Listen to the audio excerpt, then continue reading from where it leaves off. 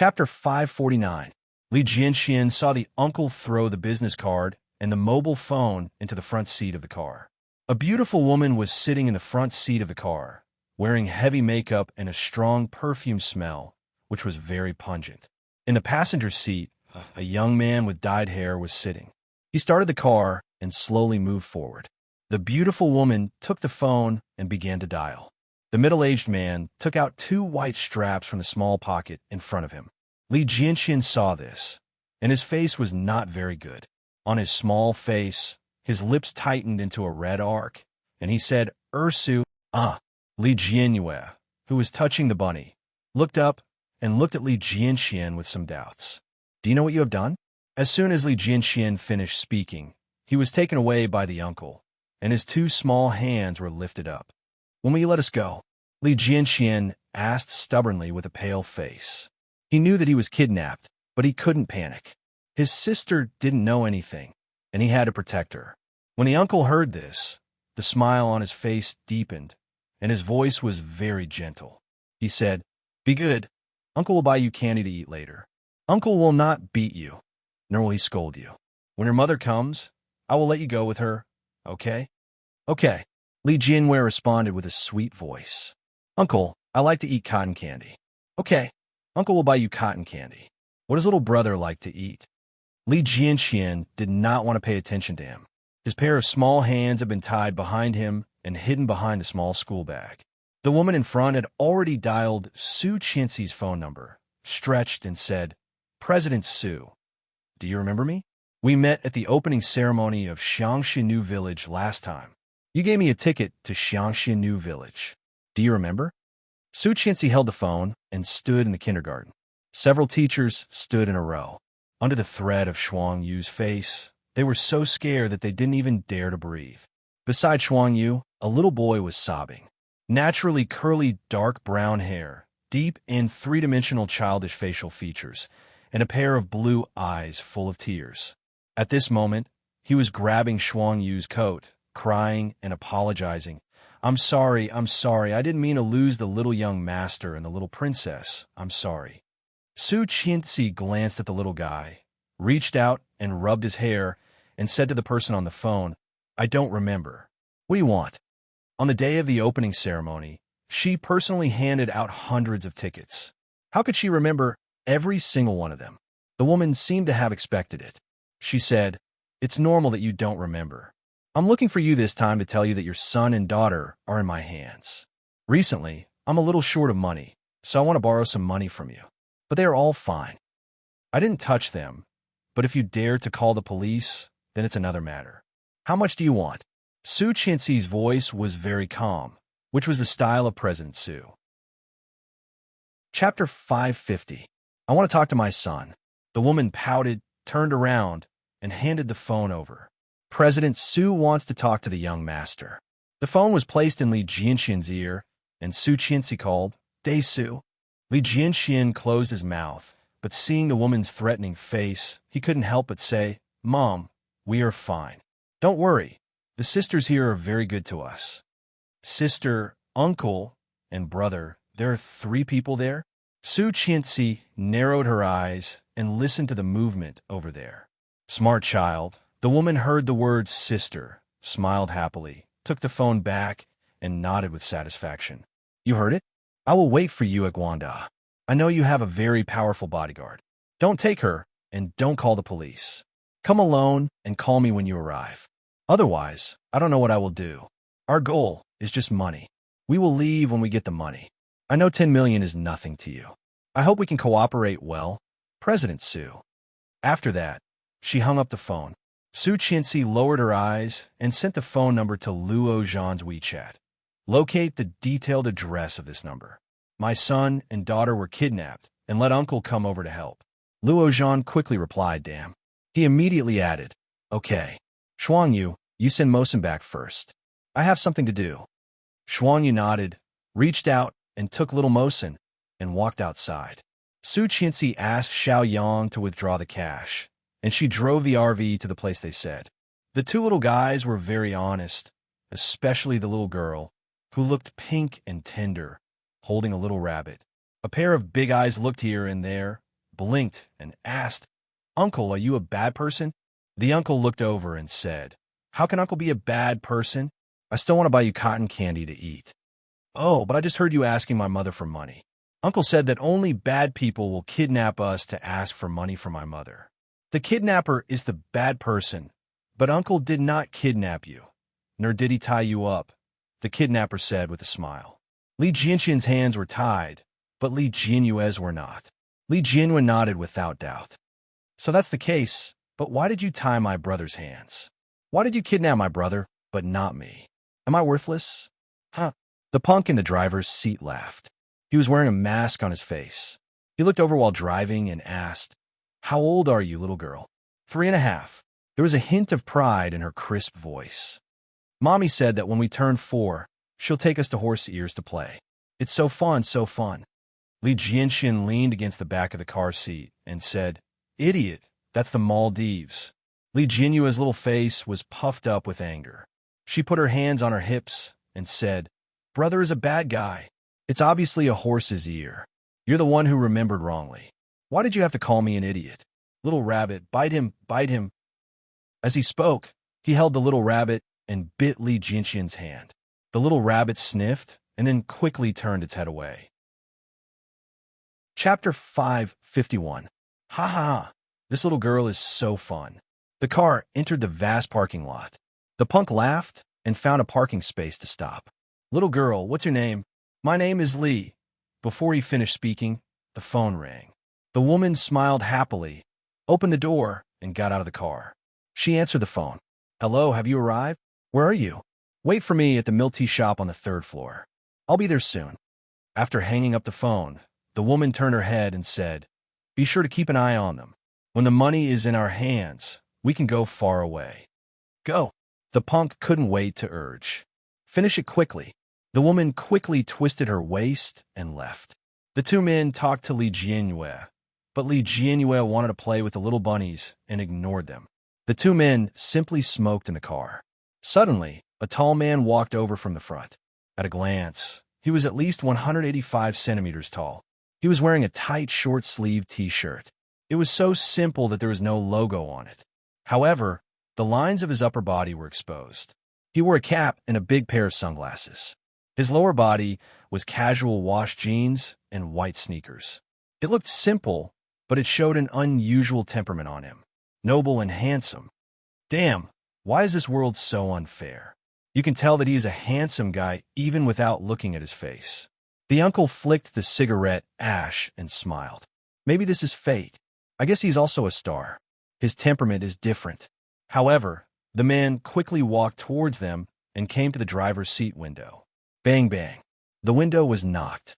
The punk looked at the man closely and was even more amazed. He rolled down the window. The man immediately looked at the backseat of their car and saw the two children sitting obediently. His eyes under the sunglasses narrowed slightly, and he said slowly, "Come out for a while." An order that could not be disobeyed. When the punk heard this tone, he was angry and sneered.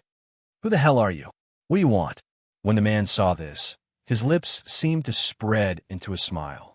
It was very shallow and almost imperceptible.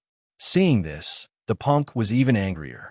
However, before he could react, he saw the punk's hand reach out and pull him over, strangling his neck. The uncle in the back seat was shocked. He immediately got out of the car and roared, "What are you doing?" As he spoke, he raised his fist and threw a punch. The tall young man leaned to the side and lifted his leg to kick the uncle's chest. The uncle grunted in anger. He got into the car and picked up a pair of large garden shears from under the seat, ready to throw them at the man. The young man raised his eyebrows slightly. After releasing the punk, he ran away.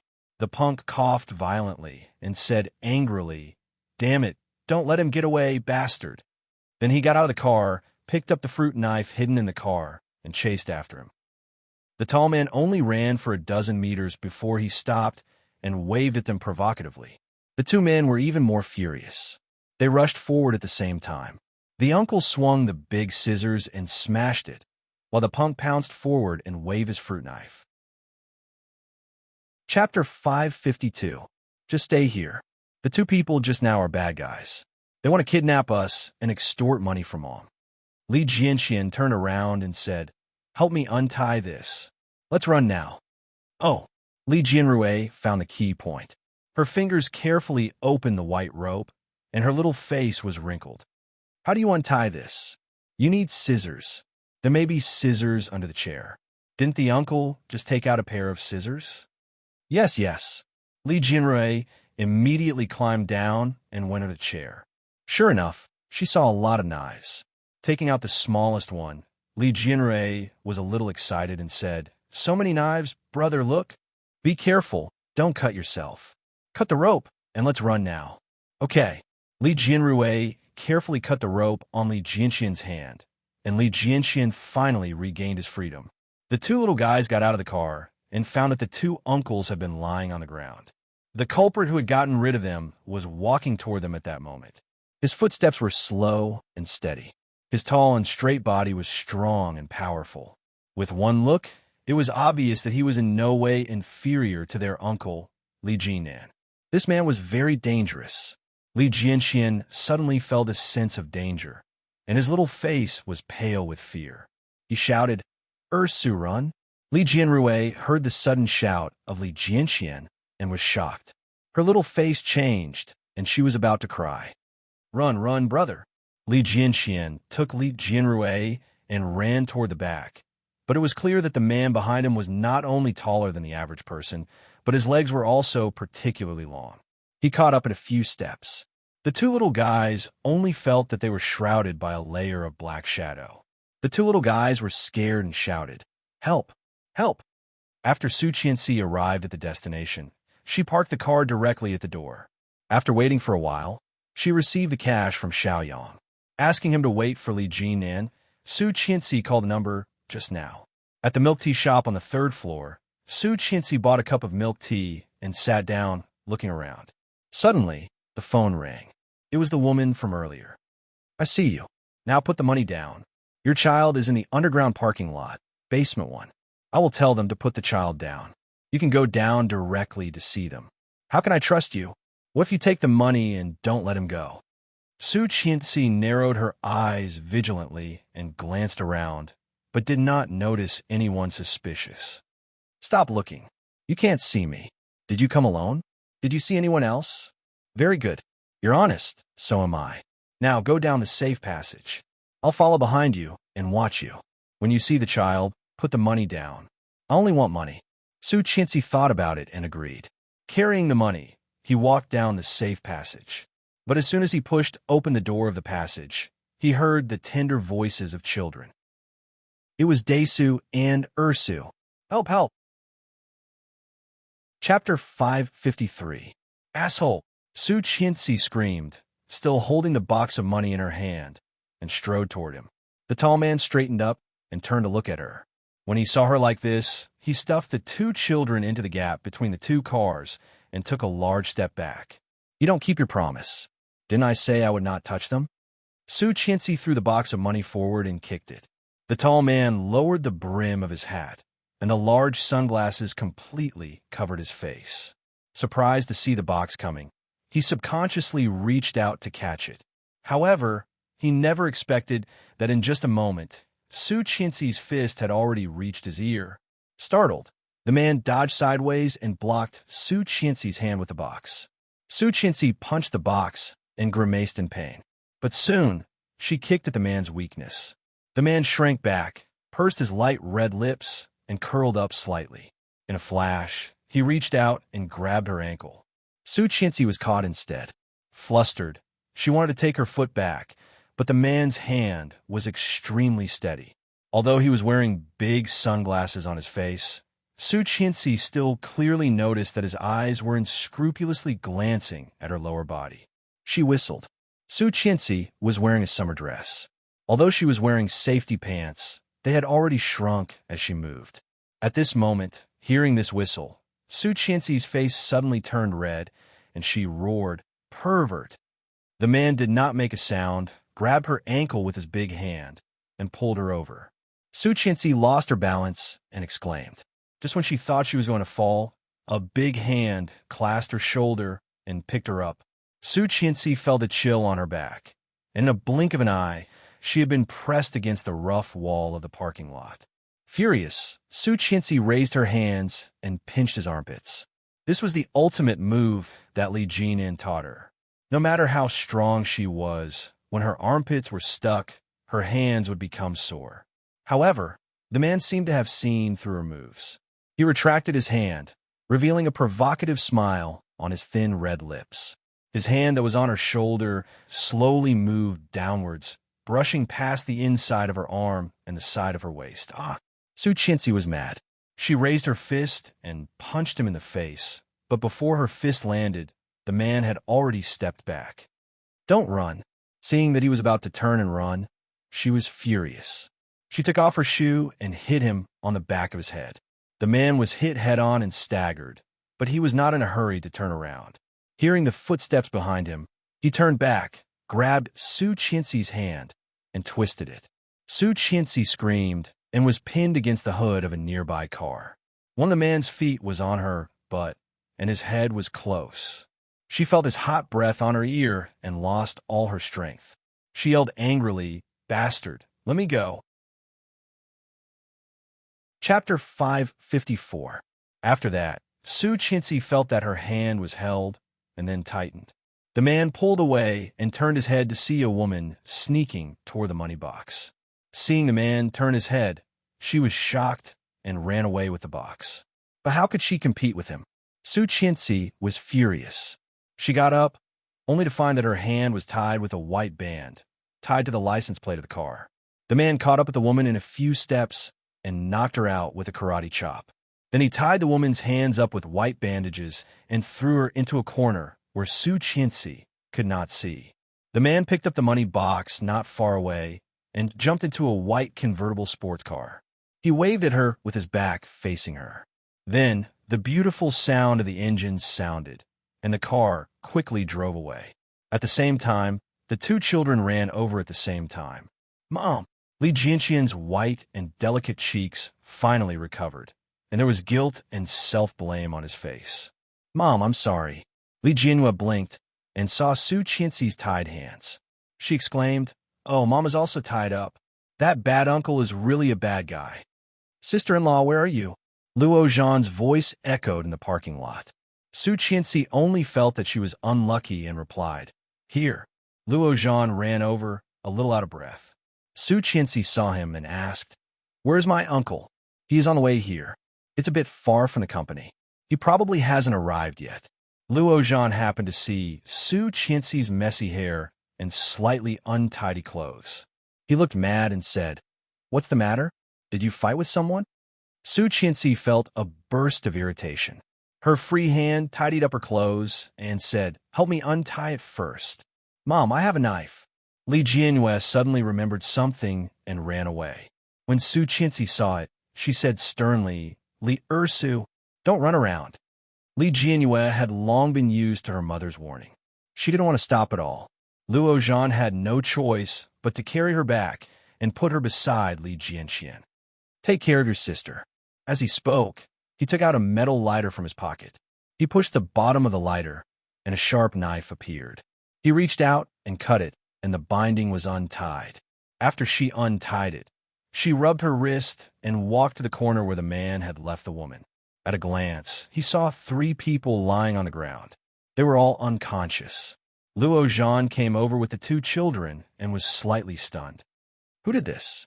"This is the person who kidnapped us," Li Jianxian said as he pulled Luo Zhan's hand.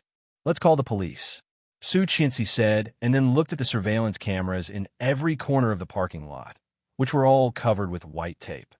It seems that the kidnappers have been planning for a long time and are ready to do the dirty work. Damn it! Su Qianxi thought of the feeling of her chest being rubbed hard and couldn't express the anger in her heart.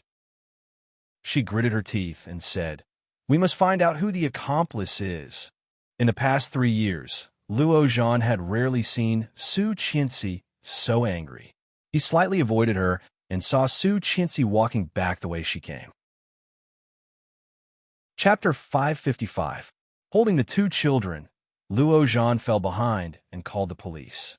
Li Jianhua shouted for the little rabbit. Luo Zhan had to take her to find the little rabbit and hold it in his arms. When they returned to the old house, they saw Lee Mosen squatting at the door waiting for them. Lee Mosen saw Su Qianxi's RV coming and immediately ran up. The 5-year-old child's legs were not long, but Lee Mosen's physical fitness and development were good, and he ran very fast.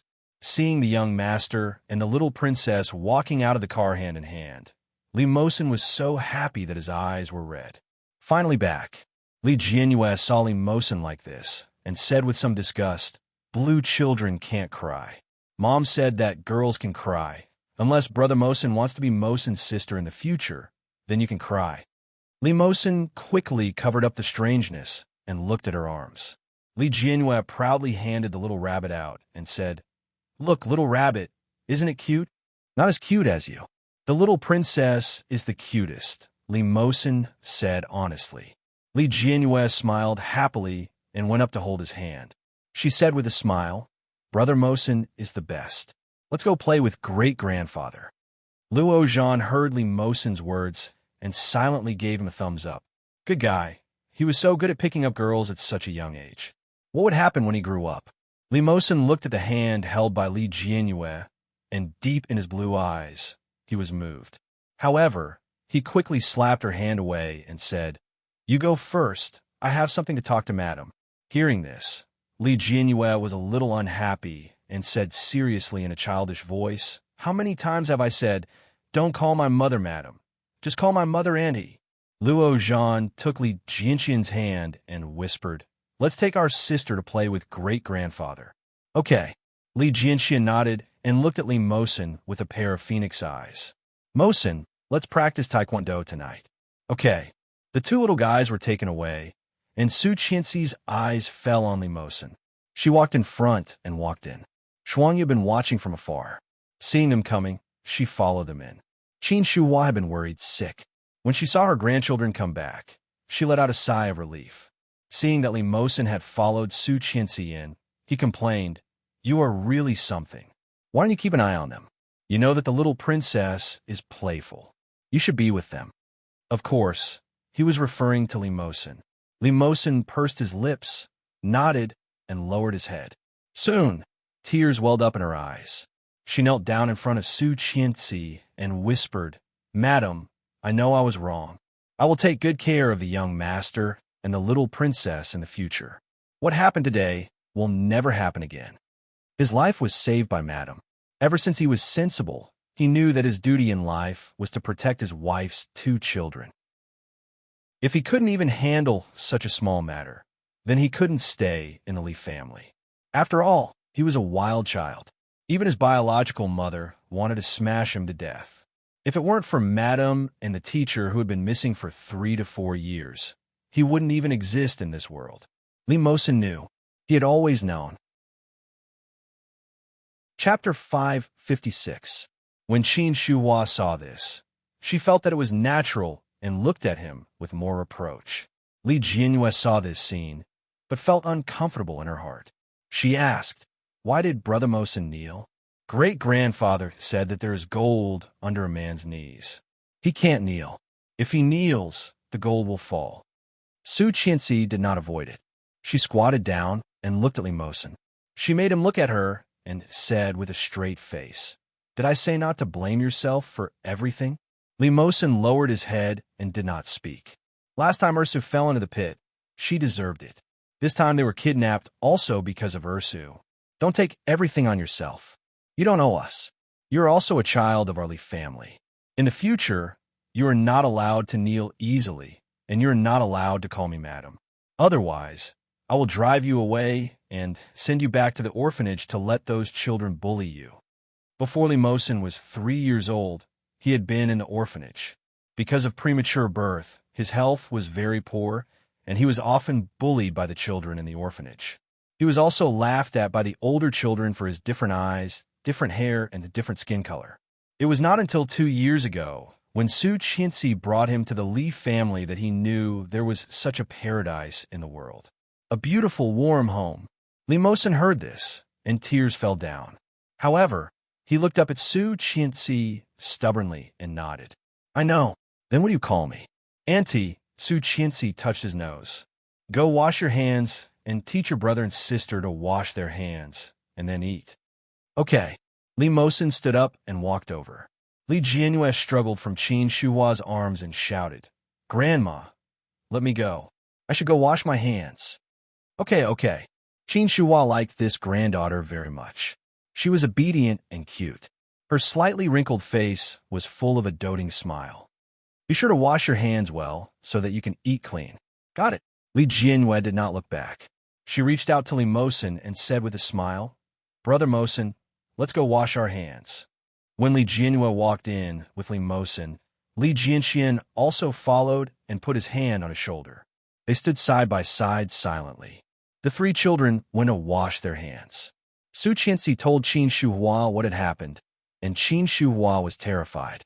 Especially when he heard that the 10 million had been taken away, there was a hint of regret in his eyes. But he still said, "It's good that the children are fine, but I think we can't let them go to kindergarten anymore. If this kind of thing happens once, there will be a second time. If there's a third time, there will be a fourth time. Everyone knows that our money is easy to extort. Wouldn't they all be eyeing our children? Why don't we just hire a home tutor for them?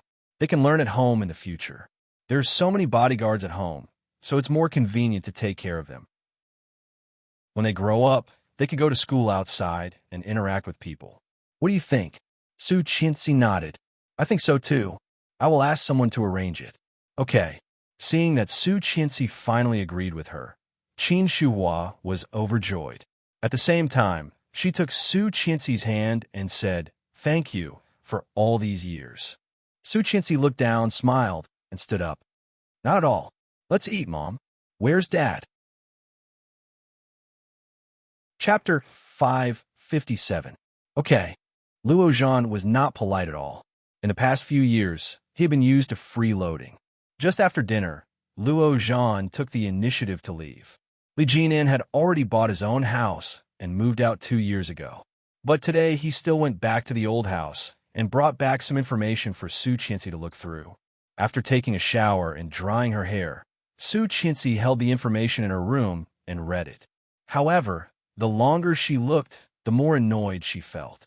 The touch on her chest could not be forgotten.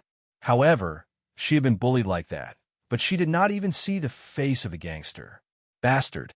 I'm so angry." "Ah!" Su Qianxi angrily threw the pen away. Her body seemed to be suffocating, and she was fuming. Unable to stand it, she simply turned on the computer, puffed up her cheeks, and logged into her social account. As soon as she logged in, a gray and white avatar was jumping and flashing. Clicking on it, it was L. "Oh, Godalming County bidding, the day after tomorrow at 7:00 p.m., Royal Hotel. Must win a simple sentence explaining the time, place, and purpose." Su Qianxi looked at those words and clicked on the chat history. L. Kingstown Eastern Suburbs, good potential can enter. The weather's getting cold. Pay attention to your health. L. GC is in a difficult situation, but has a strong foundation, can be acquired. Influenza is rampant. Pay attention to the children. Fong Cun tunneling bidding, the 17th at 3:00 p.m., Shilling Square, must win for more than 3 years. This L would send her messages. But the number was very small, and almost every message would be at least a month apart. If it was not a blessing, it was business advice and guidance. At first, Su Qianxi did not feel anything about this L, but as time went by, she actually had a sense of dependence on this stranger she had never met. For so long, every time Su Qianxi replied, he rarely responded. Occasionally, when he was in a good mood, he might reply with an emoji, smile, but in addition to these brief words, he rarely sent any text. Su Qianxi's eyes narrowed, and her fingers bounced a few times on the keyboard. Su Qianxi, "Thank you, Mr. L." There was no response from the other side. Su Qianxi looked for a while and typed a string of words. Su Qianxi, "Will you go the day after tomorrow?" She curled her lips, knowing that he would not reply. Why did she ask? But just as she was about to retreat, a message suddenly popped up. L. No, Su Qianxi felt inexplicably a little surprised. Looking at the 2 words, she had expected it. To his surprise, another message popped up. L. You want to see me? Su Qianxi, yes. L. When I go back to China, she was dazed and asked, "You are not in the country?" Oh my God. How could he know so much about Kingstown outside of China? That was impossible, right? However, Elle had already stopped replying. Looking at the chat box, Su Qianxi was slightly dazed and frowned. Really? Fake. If it was true, then he was too powerful. But if it was fake, why would he lie to her? What was his motive? She thought for a moment and clicked on the chat box with Luo Zhan. Su Qianxi, are you there? Z, here's Su Qianxi. Help me trace an IP address. Z, send Su Qianxi sent Elle's account, and Luo Zhan quickly replied. San Francisco, USA. Su Qianxi. What about before, where? Z, how long ago? Su Qianxi, 3 or 4 years ago. Z. Picture. Chapter 558. The picture Luo Zhan intercepted was very, very long. However, Su Qianxi looked at it one by one and felt it was very short. The login location of this account was very unstable. Su Qianxi looked at the first one and saw Italy, Australia, Maldives, Huaxia, the United Kingdom. Since 5 years ago, the location of this account had not returned to Huaxia.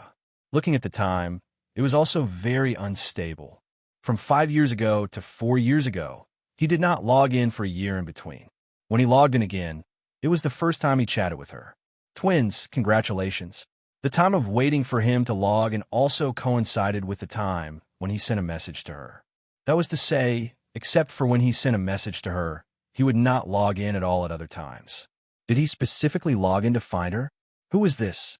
Originally, Su Qianxi suspected that it was Li Xiqing. However, Li Xiqing had been in the country since he disappeared, and then he was so injured that he could not move at all. Bo Xiao took him away. There must be a purpose. It was impossible to fly around with him, right? Su Qianxi was puzzled. A picture had already exposed the life and history of this account. Could it be that this person was a fugitive? Otherwise, why would he run around? Mysterious.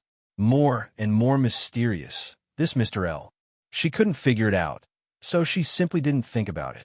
However, the kitten in her heart refused to give up, kept scratching, and could not calm down for a long time. She turned off the computer and looked down at the information again. After all the documents were processed, it was already after 10 o'clock in the evening. Su Qianxi walked to the room of the 3 children. On the 3 small beds, there were 3 little guys lying. The outermost was Li Mosen's small bed. He seemed to hear the movement, turned over, turned his head, and looked at her with a pair of blue eyes, which seemed to reflect the light outside, overflowing with light. Su Qianxi was taken aback, but quickly recovered and whispered, "Go to sleep. Cover yourself with the quilt." Li Mosen did not answer, nodded, and lay down obediently. This child had always been a light sleeper. A little movement could wake him up, which was not a good habit. However, thinking that this was a habit he had raised in the orphanage, her heart was a little painful. Poor child. Further inside, it was Li Jianxian's little bed. He slept soundly, breathing steadily. The one with the worst sleeping posture was Li Jianyue. Li Jianyue's mouth was wide open, and saliva was dripping from the corner of her mouth. Her head and the pillow were in 2 different places. A corner of the quilt was lifted, but the rest of the quilt was neatly covering her body. It was obvious that someone else had covered her from behind. Needless to say, it must be that insecure little guy, Li Mosen. Su Qianxi felt a bit helpless. After wiping her saliva, she lifted her head, put a small pillow under her head, and adjusted her sleeping position so that she could sleep well. Li Jianyue didn't notice. She flipped over and kicked the thin blanket away. His sleeping posture was terrible. Su Qianxi covered her with the quilt again and tucked it under her arm. After making sure she wouldn't run away, she turned and walked out. Chapter 559. And she quietly walked out and closed the door. What Su Qianxi did not notice was that there was a satisfied smile on Li Mosen's face. He whispered happily, "Good night." The next day, Su Qianxi asked the secretary to start looking for a tutor for the children. Because Cheng Yu asked for maternity leave, Su Qianxi also promoted a capable secretary to be her special assistant. Her surname was Bai, and she was smart, capable, and diligent. Although she was not as capable as Cheng Yu, she would not make any mistakes. After explaining this matter, Special Assistant Bai turned around and went to do it. Su Qianxi was presiding over the meeting, but halfway through, her phone rang. It was the Kingstown Police. President Su? The 3 prisoners you reported yesterday have all confessed. Is it convenient for you to come to the police station? Wait a minute. I'm in a meeting. Is 3 in the afternoon okay? Yes. See you at 3 in the afternoon.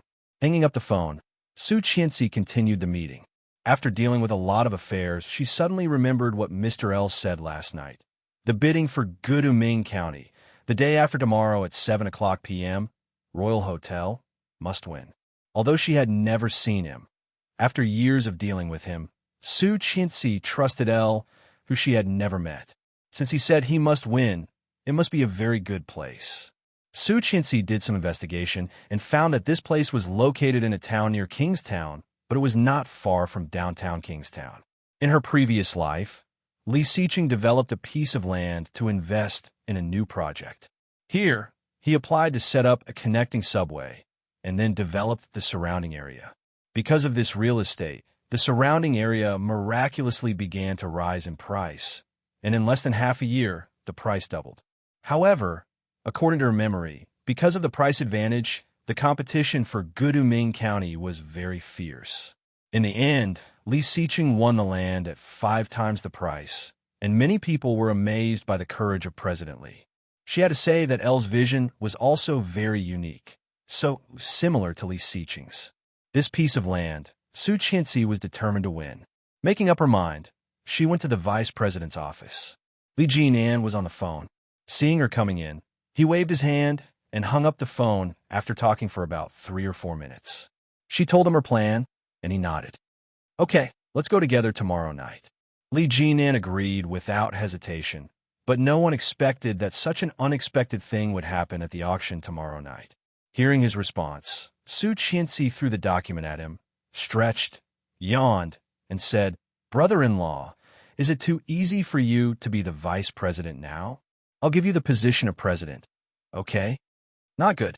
He picked up the pack of cigarettes on the table, took one out, and lit it. It's best if you don't ask me to do anything. Let me enjoy my life. You know that's not my ambition. Yes, Li Jinan had always wanted to open an entertainment company and support a bunch of celebrities, while he leisurely became a boss who did not have to do anything. Chapter 560. She was not only physically tired, but also mentally tired. Everyone knew that after the big boss of the Li Group died, the original boss's wife took over and became President Su. She had a lot of money. However, no one knew how much she didn't want to be President Su. If Li Xiqing was there, she would not be so tired. More importantly, she felt that she was exhausted, but the achievements of the Li Group were not as good as when Li Xiqing was there. Not enough, not enough. Li Xiqing was much more powerful than her. He could magnify the benefits and achievements of anything she did, and magnify it many times. Li Jinan sat on the chair, holding a cigarette between his long fingers. He slowly puffed out the smoke, and his almond-shaped eyes were half closed. After a long while, he suddenly said, "Sister-in-law." His voice was different from Li Xiqing's cold and mellow. It had an indescribable magnetism, like a big bell ringing in people's ears at midnight. It was very distinctive. He said, "In fact, a few days ago, my brother contacted me." Su Qianxi looked at him, her heart slightly tightened, a little nervous. Recently, there was a drug gang that was particularly arrogant. They traded in broad daylight. Big Brother followed the drug enforcement team around and only caught a middle-level person. After a round of interrogation, we found that there was no problem with their finances. Su Qianxi's face darkened and she blurted out, "Money laundering?" Li Jinan nodded his head. He flicked the cigarette ash and leaned back in his chair. He looked lazy and comfortable. Moreover, the place where the money was laundered is in Kingstown. There are too many companies in Kingstown, so we can't find any of them yet. We can't find any evidence at all. You suspect that this gang is Bo Zhao's gang? Yes, but there is no evidence, just a guess. I'm guessing that they must have a very good business consultant and a very good operator. Very good. Su Qianxi's eyes darkened as she looked at Li Jinan. Li Jinan also looked at her, put out the cigarette, and said, "I'm looking for evidence, so is my brother and the anti-drug team in Kingstown. As soon as there is news, they will tell us. I believe it will not be long before we find him." Su Qianxi curled her lips and whispered, "I hope so." She had been hoping for him, but after 4 years, he still hadn't come back. In her heart, she was more disappointed than hopeful. This was an endless thing. Su Qianxi could not see the end, and so could Li Jinan. "Well, I still have something to do. I'm going to the police station. The guys who kidnapped Desu and Ursu yesterday have confessed. I have to go and have a look. Be careful. Take Xuan Yu with you. Xuan Yu is always here. Let's go." She went back to her office, grabbed her purse, and asked Yang to drive them to the police station. All 3 of them were handcuffed, and the 2 men were bruised. Obviously, they had been beaten badly. The woman's makeup had been removed, and she looked at Su Qianxi with a pale face. "They've all confessed. They don't have accomplices. Only the 3 of them kidnapped your child. They don't even know the person who appeared later." "You don't know him?" Su Qianxi obviously did not believe it. Isn't it an internal conflict? Chapter 561. That's right, that's right. Another man chimed in. "There's no money involved at all. At best, we're just fooling the child. We even bought a little rabbit for the child. We didn't hurt them. Please, I have a family to take care of. I can't go to jail. President Su, I know you are the kindest. I have a child who is the same age as your child. Do you have the heart to let him have no father?" When Su Qianxi heard this, she coldly curled her lips and said to the police officer next to her, "Do what you need to do. The confession has been recorded. I still have work to do, so I'll go first." Before she turned around, she heard their curses behind her. Su Qianxi ignored them. In a place where they could not see, a pair of eyes were as cold as frost. If he was not their accomplice, then he was a lone ranger from outside? In any case, this pervert, the next time she saw him, she must catch him and kill him. Thinking of the 2 blows on her chest, Su Qianxi's chest was full of anger. She was so angry that even her footsteps were a lot heavier. From childhood to adulthood, except for Li Xiqing, no one had touched her there. Who did he think he was? Moreover, when he recalled the teasing whistle yesterday, he felt even more suffocated in his heart. Walking to the side of the car, Su Qianxi was so angry that she kicked the door hard and roared, "Bastard!" Yang was sitting in the driver's seat. He was scared, blinked, and looked at Xuan Yu behind Su Qianxi. Xuan Yu spread her hands behind Su Qianxi. After swallowing silently, Yang coughed and asked weakly, "President Su, where are we going now?" "Back to the company." It was not the first time that the Royal Hotel had welcomed this kind of bidding event. The event was a little grand, and many famous people were invited to attend. When Su Qianxi and Li Jinan entered, many people recognized them and nodded to them one by one. Walking to the back and sitting down, Su Qianxi inadvertently glanced and saw a slender figure in front of her, inexplicably feeling a bit familiar. Looking over, Su Qianxi stared at the figure and narrowed her eyes. Someone next to her noticed Su Qianxi's gaze and shouted, "President Su, are you looking at the girl in front?" Su Qianxi looked sideways, smiled politely, and nodded. "She's the general manager of a new company. Her surname is Tang. She's a very powerful woman." "Done?" Su Qianxi suddenly felt her head buzzing. The 2 parallel lines were suddenly connected together. Surname Tang? Tang Minjing? This back view was indeed very familiar. "What's her name?" she asked in a low voice. The boss of a small business didn't expect that she would really respond to him, and his eyes lit up. Especially when he thought that she was only 25 years old, his heart suddenly became fiery, and he said more enthusiastically, "Her name is Tang Qing, 30 years old this year. I heard that she is not married yet. She is now in a company called TL, and there is another person above her. I heard that TL is particularly interested in Gudu-Ming County this time, so they came prepared." "Tang Qing?" Su Qianxi looked at his back and narrowed her eyes. Tang Qing seemed to notice Su Qianxi's gaze and quickly looked over. When Su Qianxi saw her face, she was shocked at first and then dazed. Then she smiled back and looked away. Dash. Chapter 562. Tang Qing. Tang Minjing? Definitely not Tang Minjing. If there was anything that Tang Minjing was most proud of, the first one would be her face. Tang Minjing had an oval face, big eyes, long curly and thick eyelashes, a high nose, a small mouth, and a deep and beautiful face. Enchanting and stunning. Usually because of her confidence in her appearance, she usually did not put on makeup, at most just a thin layer of embellishment. Just like Su Qianxi now, she only put on a light layer of makeup. In this Tang Qing, heavy makeup, her lips were painted bright red, and her big eyes were covered with 2 layers of long, false eyelashes, which made them look even more exaggerated. The powder on her face made her face very, very white. The thick layer of powder made her face look a bit stiff, which made Su Qianxi slightly surprised. She thought she was Tang Minjing, but seeing such a face, Su Qianxi was slightly dazed. Faintly smiling back, Su Qianxi quickly looked away, feeling very embarrassed. So ugly. Tang Qing seemed to feel the gaze behind her and quickly turn her head. Just when she saw her, her smile deepened, and she said something to the person next to her. Then she stood up and walked toward the back. Su Qianxi felt that this Tang Qing was a bit familiar, and she must have seen her somewhere. However, she just could not remember. Just as she was thinking, Li Jinan touched her.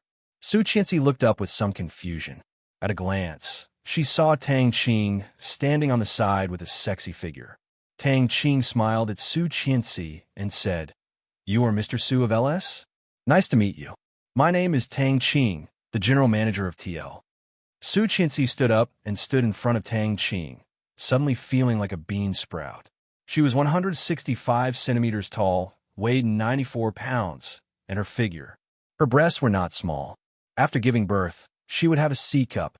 At this moment, she was wearing a green off-shoulder evening dress, which made her look like a good woman, fresh and artistic, but not losing the solemnity of a formal occasion.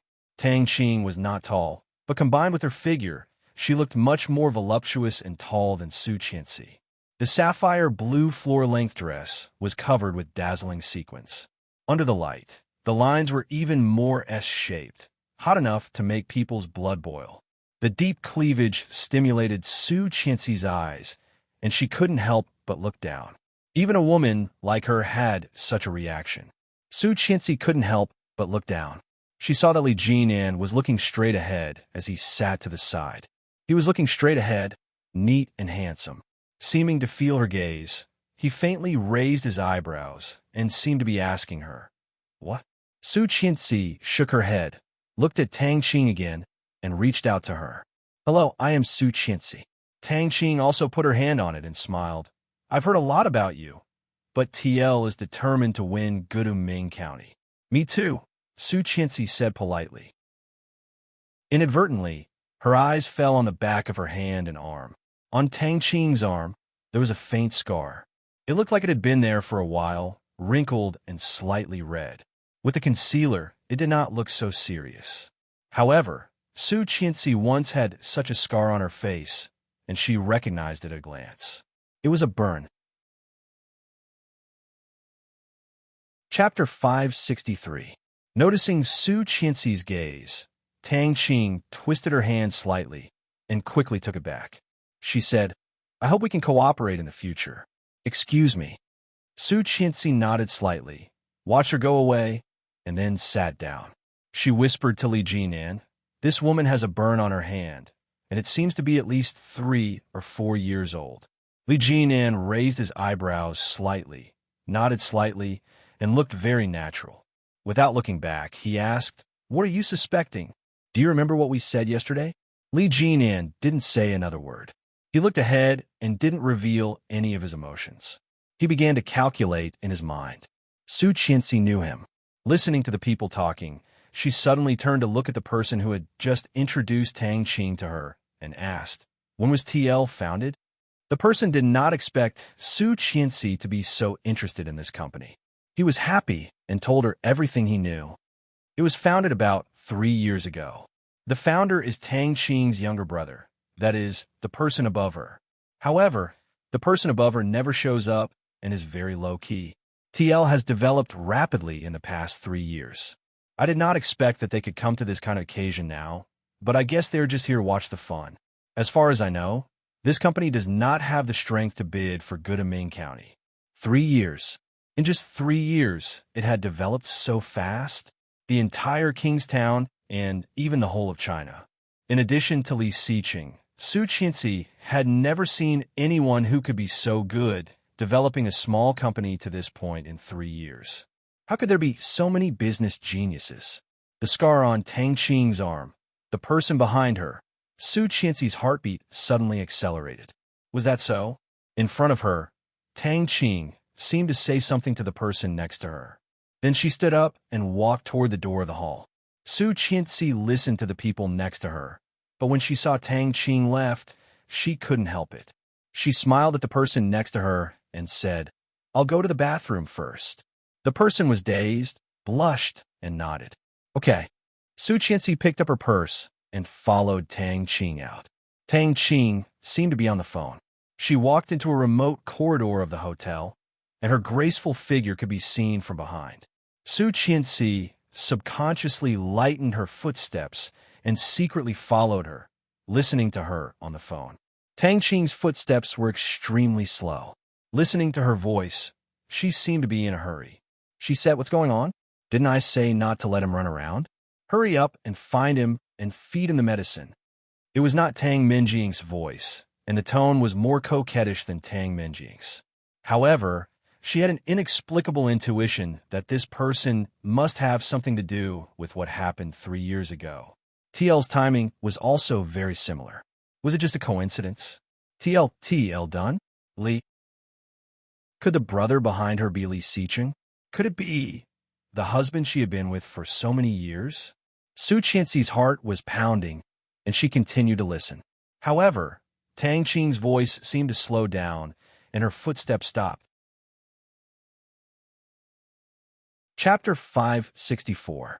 Tang Qing quickly turned around, but there was nothing there. Frowning, Tang Qing was a little puzzled. Strange. Was it an illusion? She clearly felt that someone was following her. A hurried voice came over the phone. "What? Miss Tang, what should we do now? It will happen soon. What if he runs out and gets caught?" Tang Qing looked dignified and said in a deep voice, "Don't worry. Go to the places where he might go and look for him on the way out. He has not escaped for so many years, and now he can't go far. We must catch him." Yes. Hanging up the phone, Tang Qing turned back. However, she felt something was wrong, especially when she passed by a room. That feeling was more obvious. Tang Qing walked to the door of the room, reached out and knocked on the door, but there was no response. A waiter came over with a glass of wine and saw Tang Qing wandering at the door. He asked, "Hello, miss. How can I help you?"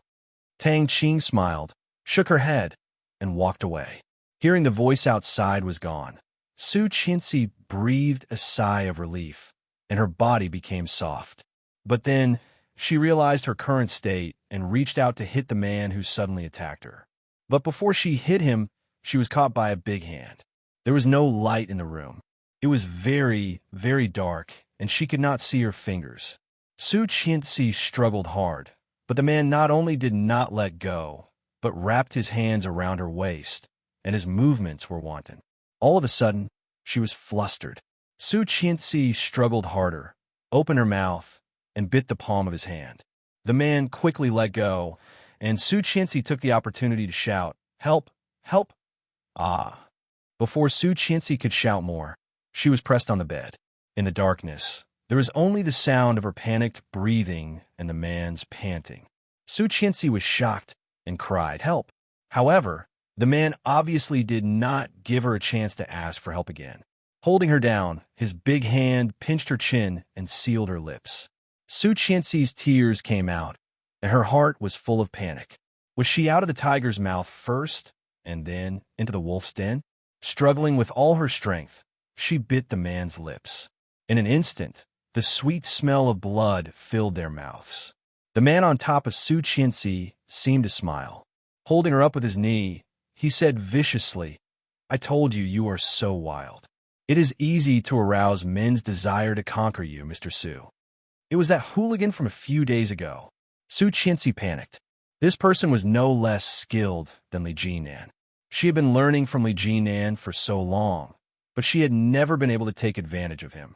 This man was the same. That day in the parking lot, she already knew that she was no match for this man. Could it be that today thinking of this, she struggled and sobbed, crying, "You can't touch me. You just want money. I will give you as much as you want. Please don't touch me." Chapter 565. Hearing this, Su Qianxi was even more confused about what he meant. Before she spoke, she felt her neck was sucked. He sucked so hard that Su Qianxi felt a stinging pain and exclaimed, "No, no, no." In the past few years, she had been clean, just a welcomely seeching back and telling that her heart had never changed. Although he was gone, missing, and no one knew if he was alive or dead. But she had been consistent. Now, how could she? Tears streamed down her cheeks, and she struggled even harder. But then the man got up, quickly opened the door, and closed the door. The movement was so smooth that before Su Qianxi could react, there was no movement in the room. Lying on her back, Su Qianxi blinked, and after a long while, she suddenly came back to herself. Sitting up, Su Qianxi covered her neck. She turned on the light, only to find that there was no electricity at all. What the hell? This guy even pulled out the card. Then a string in his mind stretched taut. Wiping her tears, Su Qianxi got up, took her things, and went to the bathroom to fix her clothes. The bruise on her neck was a clear indication that she had almost been violated just now. Angrily, Su Qianxi's clothes were off the shoulder and could not cover her neck at all. Such a conspicuous bruise. Didn't it mean that she had cheated? Su Qianxi's eyes were red with anger, and she pursed her lips. In the end, she did not cry, went into the bathroom, put down the toilet lid, and took out the air cushion she carried with her. After a lot of layers, she barely covered a little bit. She put her hair down to cover the place and went to the front desk on the first floor as fast as she could. She had just written down the number of the room. As soon as she went down, she said, "Help me check the XX room." "Miss, do you want to book this room?" "This is our standard room, and the total price is 1,288 yuan. Su Qianxi was dazed and frowned. "No one booked this room?" "Yes, it is still vacant. Do you need me to book this room for you?" "No, thank you." Su Qianxi shook her head, walked back, and called Luo Zhan. The person on the other end of the line picked up very quickly and lazily. "Hello, are you free? Help me check the surveillance cameras of a hotel." She told him the location. The more she thought about it, the more frustrated she felt. That be asterisk starred. If that guy dies in my hands, I'll definitely let Li Jinan or Li Beixing have a good time with him. Let him know that the people of the Li family, even if they were just women, were not to be trifled with. What time period? 7 to 8 in the evening. Luo Zhan was busy with his work, and soon there was a doubtful voice. "I can't find it. It was hacked." Su Qianxi's heart sank. "What do you mean? From 6 o'clock on, the surveillance has been blank. It's obvious that it's been hacked." Luo Zhan also felt that he had lived for a long time and asked, "Why are you checking this?" Su Qianxi was about to answer, but she soon paused and made up an excuse to avoid it. She couldn't possibly tell him that she was dragged in here and almost raped, right? If these words were to spread out, it could be a big or small matter. Now that the surveillance camera had been hacked, Chapter 566. If this was spread, it could be big or small. Now the surveillance camera was hacked. Su Qianxi gritted her teeth and finally felt that she could not make it public. Now to the outside world, she was a widow. 3 or 4 years ago, after Li Xiqing died, she had been taking care of the 2 children and supporting the company. On Weibo and major news platforms, they were praising Su Qianxi's beauty and nobility. Although she herself didn't particularly care about these false reputations, under these glorious titles and good morals, there was the Li Corporation and the Li family hidden. Now, she was bound together with the Li family and the Li family, for better or for worse. How could she make it public? She could not afford to play. Su Qianxi's face was sullen, and her heart sank to the bottom. That person Could it be that he had calculated this before provoking her? If that was the case, then there would definitely be a third, fourth, fifth time. Su Qianxi suddenly felt irritated, sighed, and walked back to the original banquet hall. The auction had entered the climax. Li Jinan noticed her absent-mindedness and did not expose her. He put down the final price. The audience was shocked. "Are you sure, Mr. Li?" "Yes." The Li family was determined to win Ming County. Su Qianxi felt that the noise around her was getting louder and louder, and her head was a little painful. After a while, Li Jinan called her sister-in-law. Su Qianxi looked up and looked at him with a puzzled face. "I got it, but the price is a bit over the budget." "How much?" Li Jinan directly showed the price on the bidding machine. Su Qianxi glanced at it and found it was 5 times the original price. As expected, Su Qianxi nodded, feeling even more irritated, and her head hurt even more. She said, "It doesn't matter. You deal with the rest. I'm a little uncomfortable." "What's wrong?" Li Jinan furrowed his brows. He instinctively wanted to feel her forehead, but it didn't seem appropriate in front of so many people. Because she came out with Li Jinan, Su Qianxi did not worry about safety at all, so she did not even bring Xuanyu today. Now it was a bit troublesome. Seeing his expression, Su Qianxi smiled and said, "I'm just a little annoyed. You go ahead and call me when you're done. I'll sit here for a while." Li Jinan nodded his head. "Give me a moment." Li Jinan quickly walked away, and the people in the venue slowly began to disperse. Su Qianxi sat in her seat with her eyes half closed. Many people had noticed her, but few dared to talk to her. The elegance and coldness of President Su of the Li Group had long been known to the public. For so many years, because of her youth and beauty, she had attracted a lot of attention. However, this President Su not only did not associate with ordinary men, but also had a powerful female bodyguard with him. Although the female bodyguard was not around, the third young master of the Li family was not someone to be trifled with. However, it was inconvenient for men to strike up a conversation, but women did not have this taboo. Tang Qing walked over with graceful steps. She bent down and looked at her with concern. President Su. Su Qianxi was half closing her eyes and did not notice the arrival of Tang Qing. At this moment, when she was called, she opened her eyes. However, when she saw a face comparable to that of a zombie, she was scared and shivered. Chapter 567. After seeing it was Tang Qing, Su Qianxi breathed a sigh of relief. Su Qianxi's reaction not only scared herself, but also scared Tang Qing. Tang Qing's face was obviously embarrassed. She smiled and said, "I just want to see what's wrong with you. Are you uncomfortable here alone?" She just did not expect that it would scare her. Only Su Qianxi knew that what was more embarrassing was that she was scared by her face. Su Qianxi blushed, coughed, and said, "I'm fine. Thank you, Mr. Tang." Tang Qing quickly returned to normal and nodded very gently. "That's good." The awkwardness in the scene had not been resolved. Just behind Tang Qing, the 2 men following her also felt a little uncomfortable. As if nothing had happened, Tang Qing looked at Su Qianxi and said, "I did not get it this time. I did not expect 3rd young Master Li to be as bold as 2nd young Master Li, offering 5 times the price.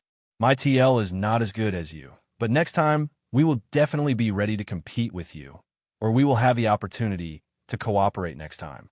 As she spoke, she had reached out to her. Su Qianxi stood up with a smile and nodded.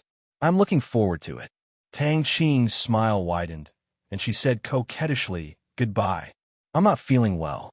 I won't see you out. Take care, Mr. Tang." Tang Qing nodded and turned toward the elevator. However, as soon as she turned around, the smile on her face immediately collapsed. She put her hands around each other's arms. "Su Qianxi."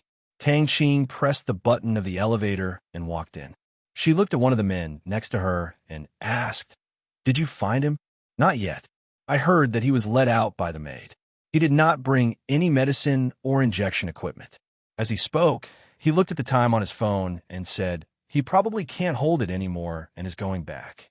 Tang Qing's lips finally curved up again. The elevator stopped, and her phone rang in time. "Miss Tang, I found him. His drug addiction is acting up, and he is twitching badly. He was found on the road.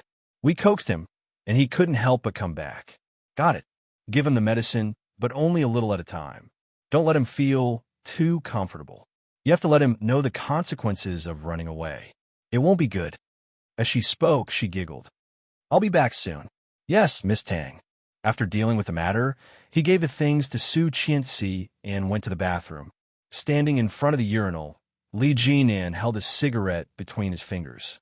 Halfway through, he heard the sound of stumbling footsteps. It sounded like the sound of high heels. Li Jinan looked over. It was indeed a woman. Her face was flushed red as she walked over. His footsteps were a little shaky, and with a single glance, it was clear that he was completely drunk. Li Jinan turned his head and turned sideways to cover himself. After he was done, he put the items away. He stubbed out the cigarette, ignored the woman, and walked toward the wash basin. However, the woman seemed to be unwilling to let him go. She staggered and fell onto him. Li Jinan's eyes darkened. He couldn't dodge in time, and she fell head-on. With a look of disgust in his eyes, Li Jinan pushed her away with a sullen face. But this woman actually reached out and hugged him tightly. Chapter 568. Brother Luo. The strange woman, wearing a blue dress, looked very Lolita style. At first glance, he could tell that she was young. She had long hair, which was a bit messy at the moment. The long bangs were disheveled, making her small white face even more charming. Her collar was wide open, revealing the white and tender cleavage. It was not deep and even very green, faintly revealing the fragrance of a virgin. However, such a picture was a fatal temptation for men. Unfortunately, she ran into Li Jinan. Although Li Jinan was born in the army and had never touched a woman in his 29 years, the genes of the Li family were very strong. Everyone in their family was not lustful, and of course, Li Jinan was the same. At this moment, there was only disgust in Li Jinan's heart. Pushing the woman away, Li Jinan's face was terrible, and he coldly warned, "Get out." When the girl heard this, she cried even more. She leaned over and hugged Li Jinan's thigh with both hands. She said drunkenly, No, Brother Luo, don't drive me away." Li Jinan closed his eyes and pulled her up forcefully. With a casual toss, he walked out of the room with quick steps. However, the woman behind him cried out and shouted, "Why don't you want me? I am clearly your fiancé. Why don't you want me? Why? You would rather have Yi Siley than me." When Li Jinan was halfway out, a man heard the shouting and looked at him with a very strange look. Li Jinan looked straight ahead and walked toward the banquet hall, where Su Qianxi was. Halfway there, she bumped into a man who looked a little effeminate. He had a trendy hairstyle and was dressed in a pink leopard suit. He had a silk scarf around his neck. His fingers were crossed, and he was wearing lipstick and makeup. With an anxious expression, he shouted, Yi Yu, get your ass out here. Oh my God, why are you running around when you're so drunk? You're killing me." Li Jinan heard this and raised his eyebrows. The effeminate man soon saw Li Jinan, and his eyes lit up. He came up and asked, "Hello, handsome. Have you seen a female college student in a blue dress?" His hair was dyed yellow, and his skin was very white.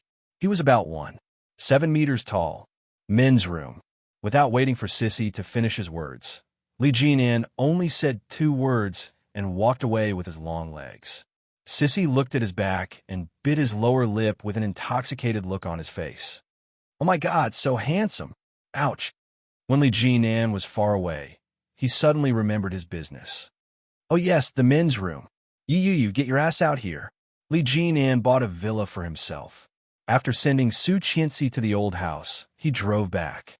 When she returned to the old house, it was already past 10 p.m. The children were all asleep, but old Master Li was still watching TV in the living room.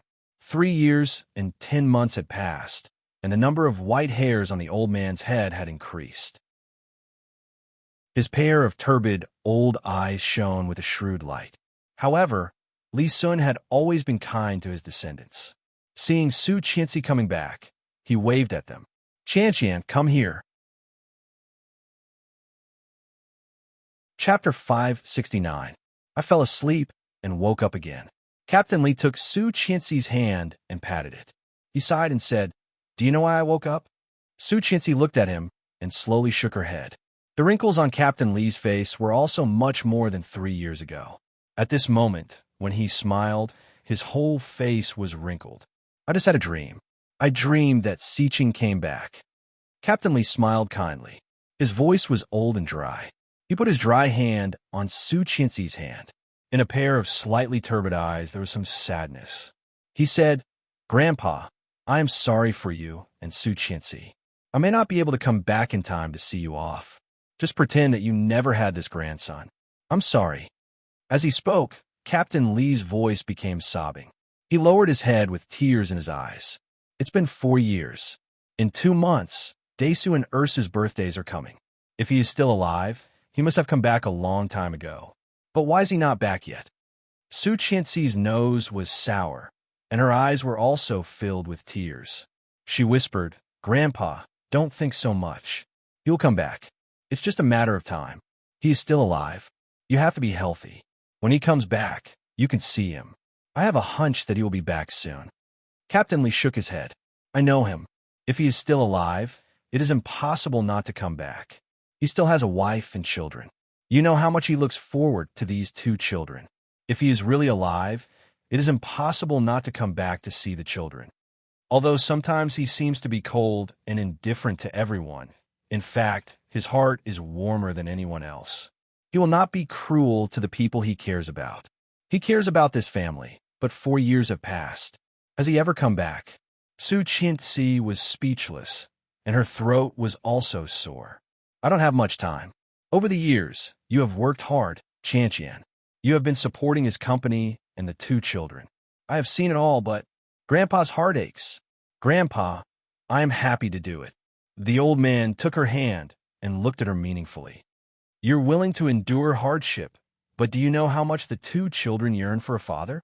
As soon as Grandpa mentioned this, Su Qianxi knew what he wanted to say. Shaking her head, she said, "Grandpa, I don't want to find someone else. I want to wait for him to come back. I know you love Siqing, but so many years have passed, and you're only 25 years old. Accept the fact, Qianqian, he is dead. He will not come back." Su Qianxi looked at Captain Lee. The old man's hair was almost completely white. His face and spirit were clearly much older than he had been in his previous life. Much, much older. She knew what he was worried about. He was afraid that when he got old, she would have a companion and someone to rely on. That way, she wouldn't have to support herself. Li Siqing had been brought up by him and was his favorite grandson. But now he had to persuade his favorite grandson's wife to remarry. For the old man, wasn't this a kind of torture? However, Su Qianxi was not willing to accept his kindness. She held the old man's hand and said seriously, "Grandpa, he will come back." Qianqian. Captain Lee's voice was like a broken bell in the wind and rain, far away and swaying. "No matter how long you wait, the dead will not know, but there are still living people waiting for you. Do you know that? Dash. Chapter 570. Su Qianxi heard that and became silent. A living person? Was he talking about Liu Yihan? Indeed, for so many years, she knew exactly how Liu Yihan had treated her. She did not understand before, but since Li Siqing disappeared, Liu Yihan's heart was almost exposed in front of her.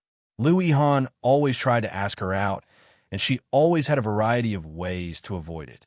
Before that, she often went to kindergarten to pick up the 2 little guys from school, or came home to help cook, or taught the little guys to play games and read. However, the more Liu Yihan was like this, the more she did not dare to face him. It had been at least 2 months since she last saw Liu Yihan, right? Su Qianxi knew that she owed him a lot. A lot. Captain Lee looked at her, sighed, and said, "Forget it. You think about it yourself. I am an old man, and I will not meddle in your business." "Grandpa." Su Qianxi lowered her head and whispered. When she was about to say something, she was interrupted by Captain Lee. "However, Qianqian, I have something to trouble you with." Captain Lee took the cane next to him and was about to stand up.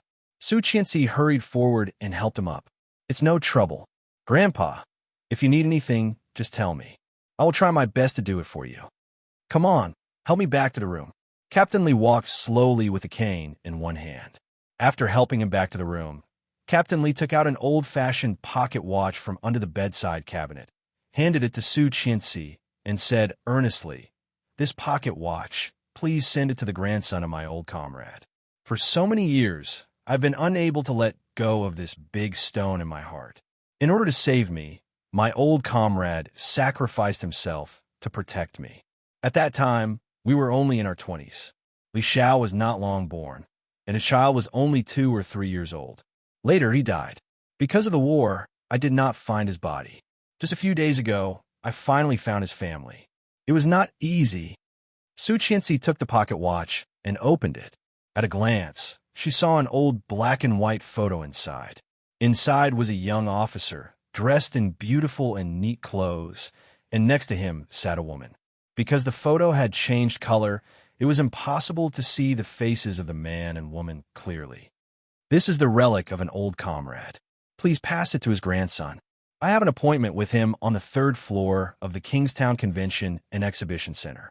Su Qianxi closed the pocket watch and felt it was inappropriate. She said, "Grandpa, I think it is better for you to give such an important thing to him in person. Since he is his grandson, he must be young, at most a little older than Xiqing, 30 or 40. Why don't we call him over to our house and treat him well?" "No, it's not convenient for him. He said that he was very busy with work and did not have time to come here. That's why he asked me to go to that place.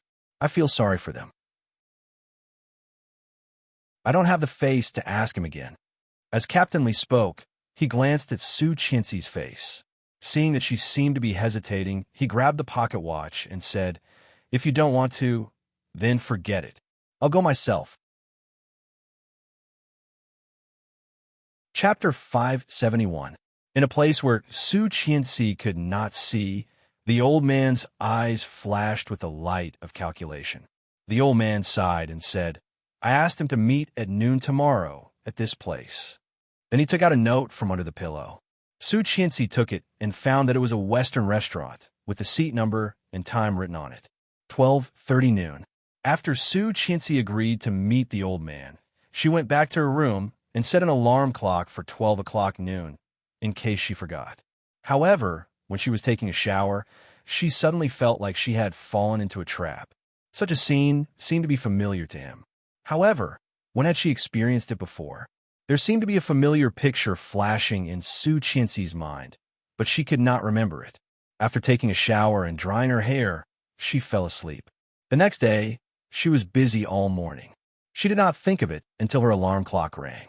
Stretching, Su Qianxi asked the secretary to wrap the pocket watch in a gift box and went to the bathroom. She picked up the BB cream and patted it on her neck to cover her hair. After making sure that no one would see it, she took the pocket watch to the place where Grandpa and the grandson of his old comrade had agreed to meet. The distance was closer than expected, and Su Qianxi arrived 10 minutes earlier. When she got to the seat, Su Qianxi ordered a glass of juice for herself and sat there waiting. About 7 or 8 minutes later, when Su Qianxi was bored and drinking the juice, she saw a blue figure coming from afar. This figure looked a little thin, was relatively tall, and had very white skin.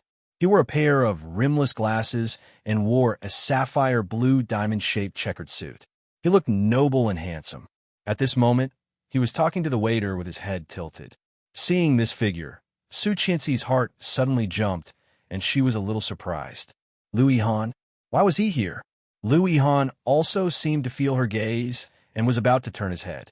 Su Qianxi was so scared that she immediately took the menu to cover her face, feeling bitter.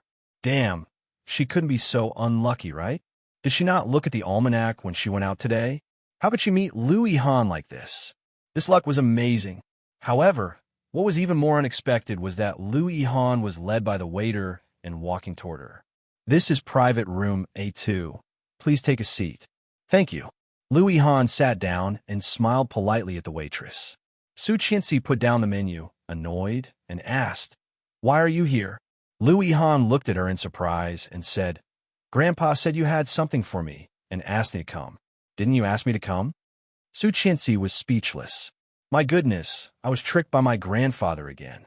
Su Qianxi leaned back in the chair, threw the menu away, and leaned on the table. Seeing her reaction, Lu Yihan could guess what it was. Unconsciously licking his lips, Lu Yihan took the menu and asked, "Should I order for you?"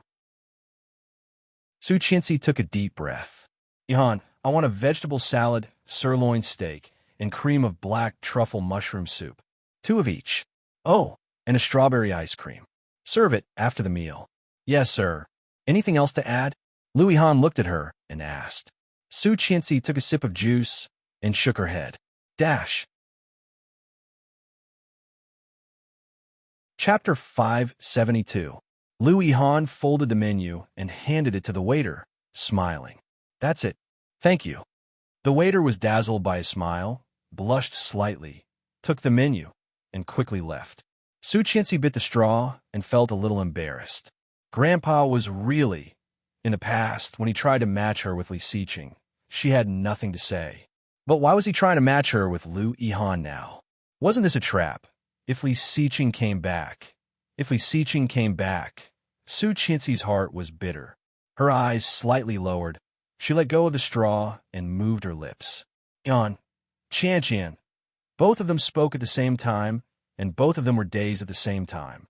All of a sudden, the atmosphere became even more awkward. Su Qianxi did not know how to face him. Somewhat distressed, she lowered her head and said, "Yihan, today, didn't you say you have something for me?" Lu Yihan interrupted her words. In a pair of clean and clear eyes, there was tenderness. However, under the eyes that Su Qianxi could not see, there was also unspeakable frustration and injury. Su Qianxi was interrupted and swallowed all the words back into her stomach. Lu Yihan curled his lips and said with a bit of a tease, "Is this also a lie to me? Also, when did she lie to him?" Su Qianxi glared at him, took out the pocket watch that had just been specially packaged in a gift box from her bag, and handed it to him. Such a scene was completely seen by a pair of eyes not far away. In a corner that very few people went to, a tall figure was sitting quietly. Wearing a big pair of sunglasses and a dark cap, he stared at the gift box that Su Qianxi handed to Lu Yihan. His hand on the armrest suddenly tightened. He got up and walked into the restaurant. Lu Yihan saw the gift box packaging, his eyes slightly brightened, and he couldn't help being surprised and excited. A gift? Lu Yihan couldn't wait to take it and open the lid. At a glance, he saw the pocket watch in the gift box. The pocket watch looked very old. Opening the pocket watch, there was an old black and white photo inside. "This is, my grandpa said that this was your grandpa. When they were young, they were still fighting. Your grandpa was his old comrade. This is the only thing left by your grandpa." Su Qianxi began to wonder if even this was fake. How come she never knew that Lu Yihan had a grandfather who died in the war? Lu Yihan stared at the old photo on the pocket watch for a long while, then smiled and nodded. "This is indeed my grandmother, but I have never seen my grandfather. My grandmother told me that he was a hero and died in the war." Feeling a bit embarrassed, Su Qianxi nodded. "So this is the surprise Grandpa mentioned." Lu Yihan shook the pocket watch, and the smile on his face grew wider. "It's really a surprise. Thank Grandpa for me." So what Grandpa said was true. She had thought that her grandfather was lying to her. Lu Yihan carefully put the pocket watch back into the gift box and put it aside. Just as he was about to speak, a waiter walked over with a tray with a glass of juice on it. Chapter 573. Walala. A full glass of orange juice was splashed on Lu Yihan. His originally elegant and beautiful royal blue suit was suddenly soaked. At the same time, there was the sound of children playing with marbles. Lu Yihan stood up and looked at himself incredulously. The waitress exclaimed and was shocked. She quickly went to Lu Yihan's table and opened the tissue. She apologized in horror and helped him wipe. "I'm sorry, sir. I didn't mean to. It's okay. I'll do it myself." Lu Yihan gently pushed the waitress away and took out his handkerchief. Su Qianxi looked down and saw a transparent marble rolling on the ground, and it quickly went under the table. Raising his head, he looked around and saw a tall and straight figure. Wearing a large dark cap and a large pair of sunglasses that could cover 2/3 of his face, he was playing with a marble in his hand, tossing it up and down in his palm. Seeming to feel Su Qianxi's gaze, he also turned his head. There was enough light during the day, and she saw a blue diamond cross earring on his earlobe. Because of the light during the day, Su Qianxi could clearly see that under his hat there was flaxen hair covering most of his ears. The color of his lips was extremely light, so light that even the lip line could not be seen clearly. At this moment, seeing her gaze, he put the marble in his hand in front of her, with a provocative smile on his lips. Su Qianxi recognized him at a glance. Wasn't this the man who molested her in the dark parking lot that day, and in the room of the Royal Hotel that night? You? Su Qianxi was a little angry. Shuangyu. The man was startled. He was not far from the door. At this moment, he turned and ran. Shuangyu, catch that guy. Shuangyu had been waiting not far away. Seeing the place where Su Qianxi's hand was pointing, she immediately chased after him. Su Qianxi also picked up her bag and ran toward the door. Lu Yihan was a little shocked. Why was Su Qianxi so restless? After all these years, she should have matured quite a bit. The current her was a little too restless. What could be more important than his current state? Lu Yihan looked hurt and asked, Qianqian, where are you going? I'll be back in a bit, Su Qianxi said and walked out the door.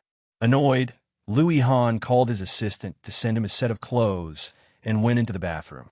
The mysterious man who caused all this stood in the corner outside and looked at Lu Yihan inside. His eyes under the sunglasses were sharp and bright, with a bit of coldness. Shuangyu and Su Qianxi looked around. Suddenly, Su Qianxi saw him near the restaurant and asked Shuangyu to approach him quietly. When Shuangyu got the order and pretended to walk over unintentionally, the man suddenly turned his head and nodded slightly at them.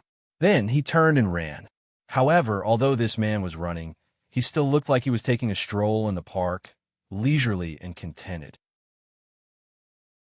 From time to time, he would turn his head to look at them, as if he was deliberately teasing them. Shuangyu was annoyed and moved faster, but the man also ran faster and faster. Suddenly, he stopped and threw something at Shuangyu. Dash!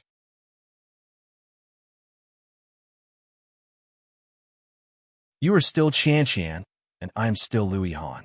Can't we get along like we used to when Li Xiqing was alive? Hearing that, Su Qianxi blinked.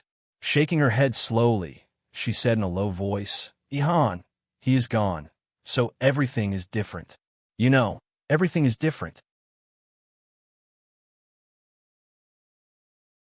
Chapter 575. Goodbye. Goodbye. It was an ordinary farewell. However, the moment Lu Yihan turned around, his eyes suddenly became hot. Goodbye, it was different. You know, everything was different. Back in the car, Lu Yihan sat in silence for a long time. Seeing Su Qianxi's car driving away, he also stared at that place for a long time. After a long while, he fell on the steering wheel. This car had been with him for more than 4 years. Now, no matter how successful the company was, no matter how much personal assets he had, Lu Yihan had never thought of replacing her. He was reluctant to do so. He just wanted to protect her carefully and not let her get hurt. Was this really wrong? Stroking the steering wheel in front of him, Lu Yihan smiled bitterly. It's time to say goodbye, old man. After that, Lu Yihan started his red Renault and slowly moved forward. Lu Yihan and Su Qianxi did not notice that in a hidden corner of the parking lot, a white sports car had been parked for a long time. Sitting in it, wasn't it the man that Su Qianxi had just chased? With one hand on the window, he gazed into the distance. Suddenly, a flustered voice came from the blue earring on his earlobe. Come back quickly. She's coming back soon. Reaching out and pressing the blue diamond, the white sports car suddenly started and rushed away. After Su Qianxi came out of the restaurant, she did not directly go back to the company, but went home. When Captain Li saw her coming back, he felt a little guilty. Stretching, he patted his leg and said, Oh, I'm tired. I'm going to take a break. Su Qianxi was speechless, feeling angry and amused. She simply kept a straight face, ignored him, and went straight into the room.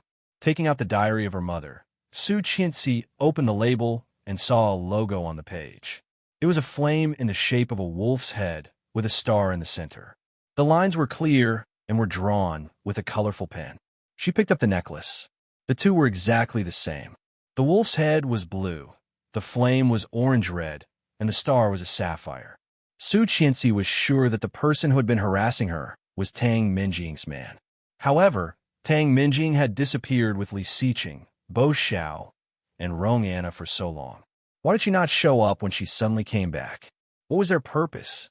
Su Qianxi's heart suddenly skipped a beat. She stood up and hurried out the door.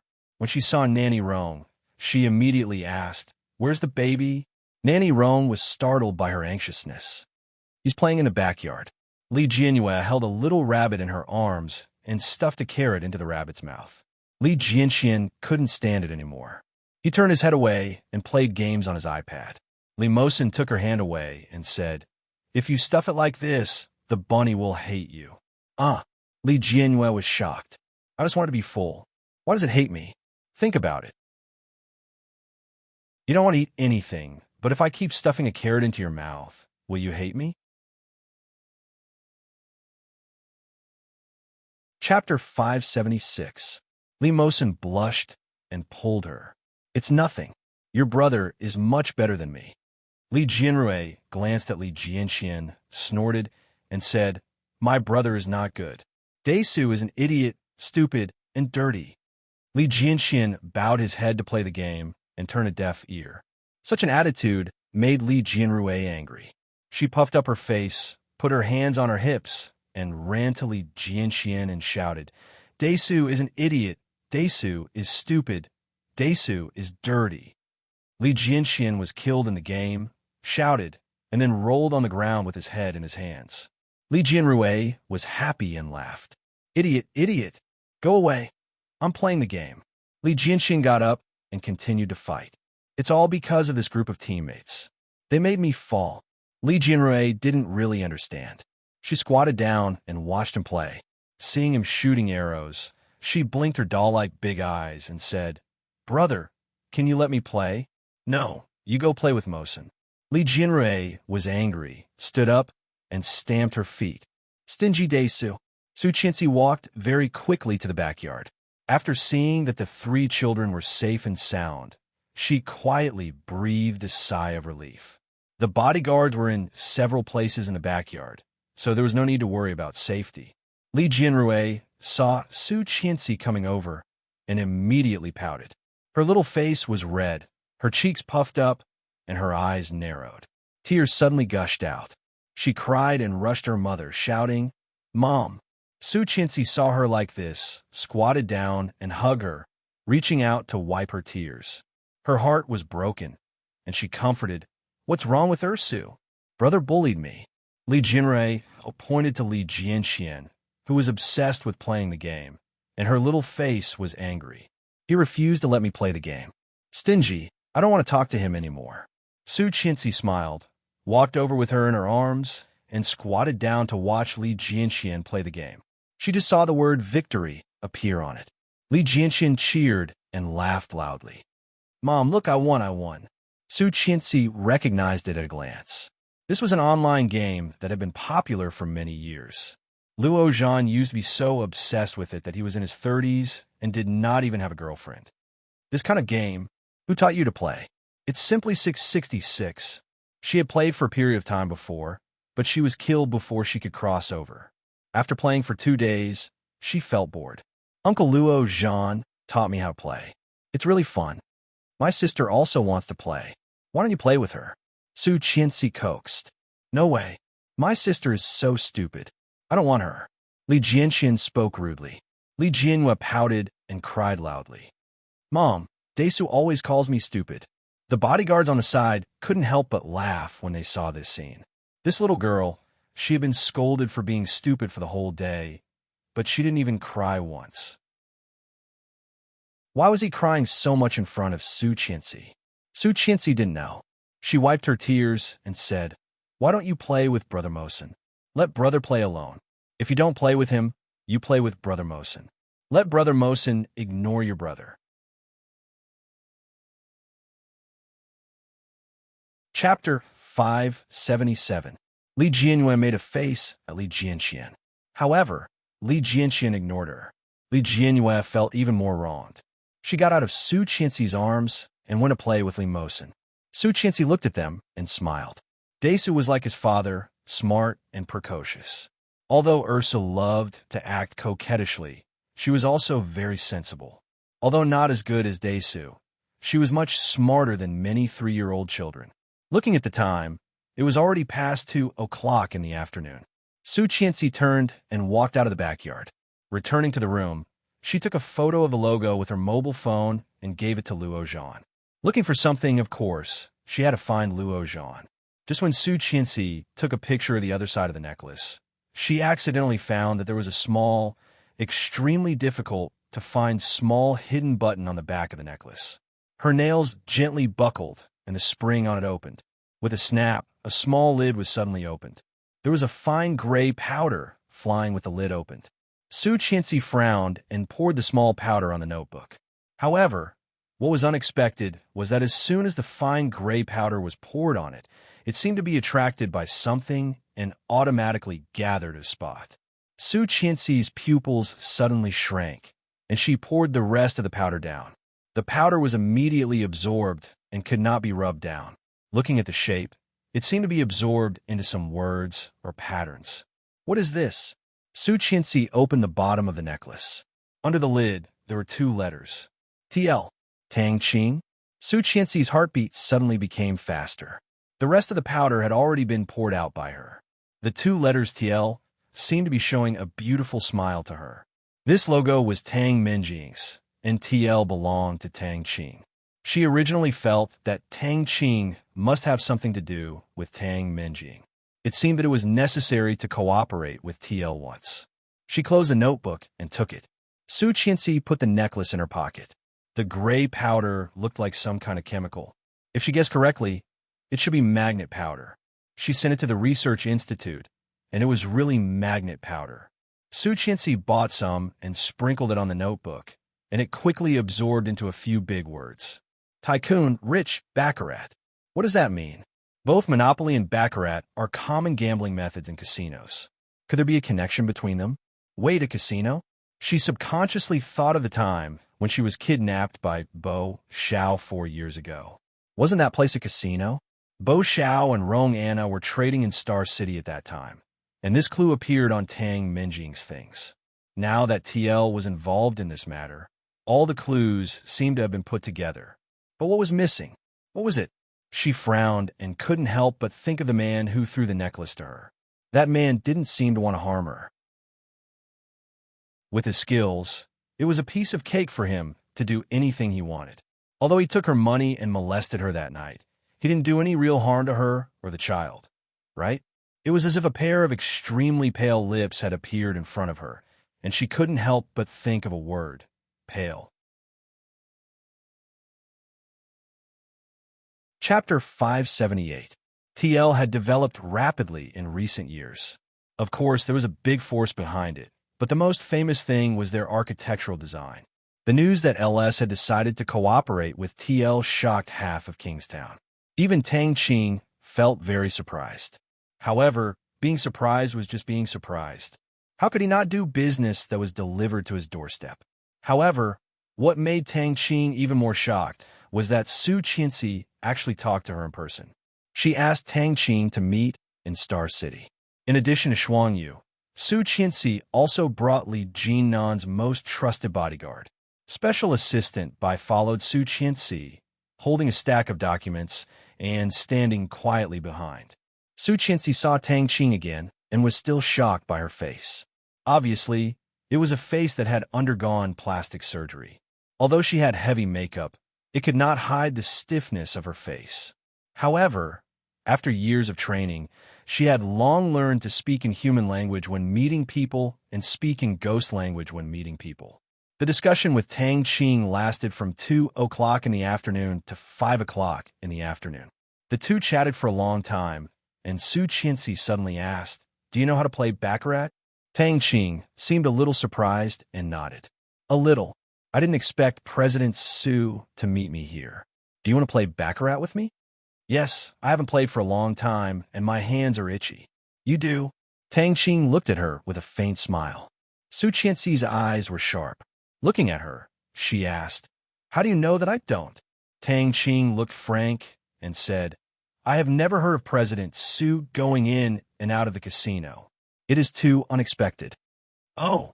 Su Qianxi's voice rose slightly, and she said ambiguously, "I thought you knew me before, but I didn't expect it to be me thinking too much." Tang Qing smiled. "I used to be just an employee of a small company. Because the boss's wife was afraid that I would seduce her husband, the boss fired me." Then she looked at Su Qianxi and touched her face. "Don't look at me like this. I used to be very beautiful." Su Qianxi's heart was even more uncontrollable.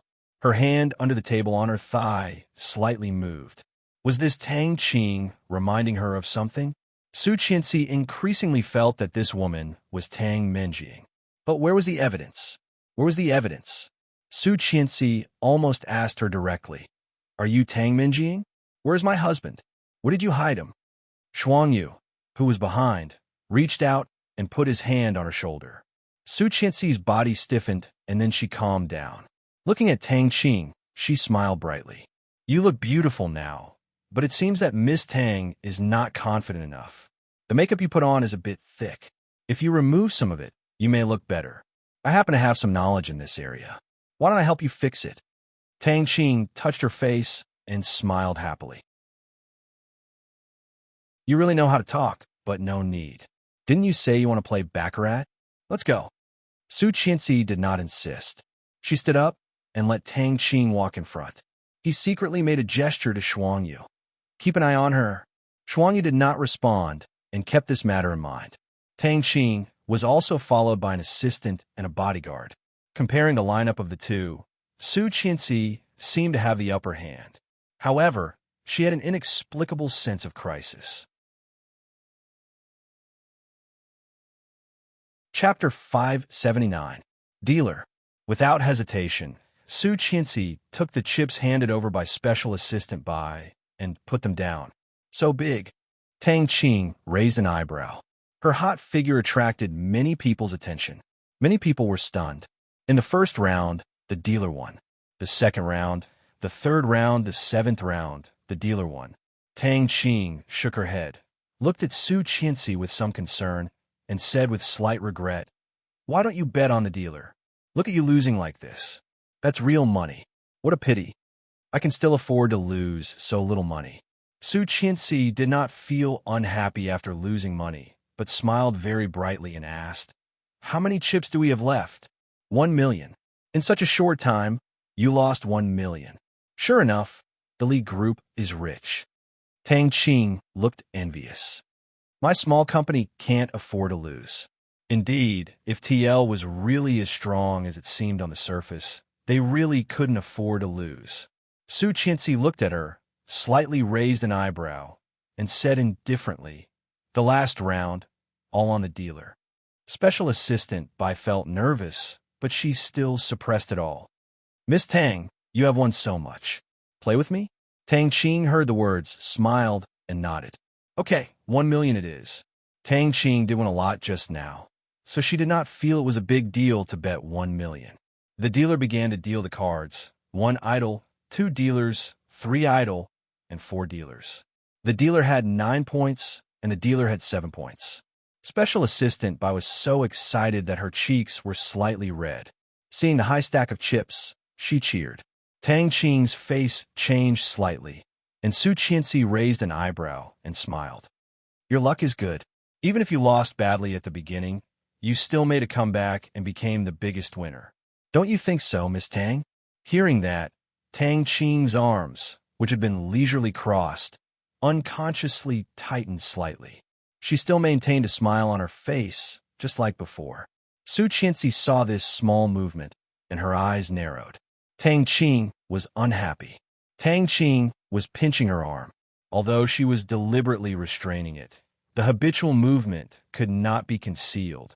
When Tang Minjing was unhappy, she liked to pinch her arm. This was a little habit she had since her last lifetime. Coincidence? Su Qianxi guessed, but at this moment, she had no time to think about it. With a bright smile on his face, he said to Assistant Bai briskly, Assistant Bai, let's get the chips. 10 million is enough for us to treat President Tang to dinner. Then he looked at Tang Qing and said, pick a place. What do you want to eat? Whatever. Since President Su is the host, why should I choose the place? Let's have seafood then. How about it? Su Qianxi smiled brightly. How about a seafood feast? Only this level is worthy of President Tang. Let's go. Su Qianxi reached out and put her hand on Tang Qing's shoulder. Tang Qing was a little frightened and moved away. Seeing Su Qianxi's surprised look, he explained with a smile, I don't like people touching my shoulder. I'm sorry. So was Tang Minjing. That was because when she was young, someone had placed a hand on her shoulder and a caterpillar had fallen off. It was not a big deal, but Tang Minjing was traumatized at that time.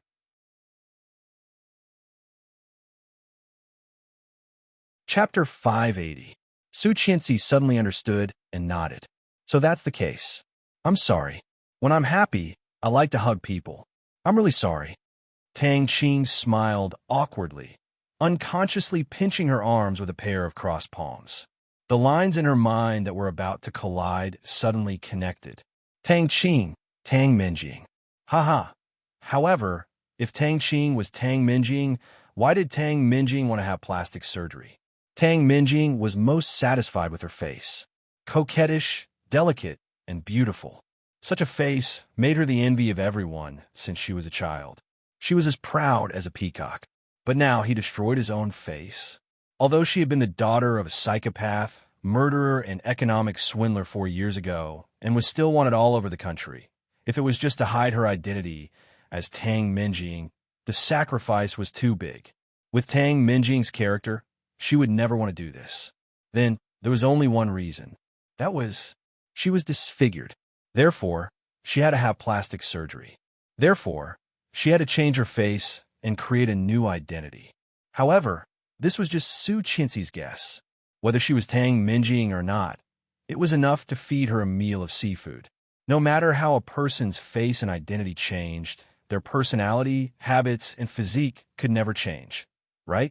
Out of Star City, Tang Qing subconsciously wanted to return to her car.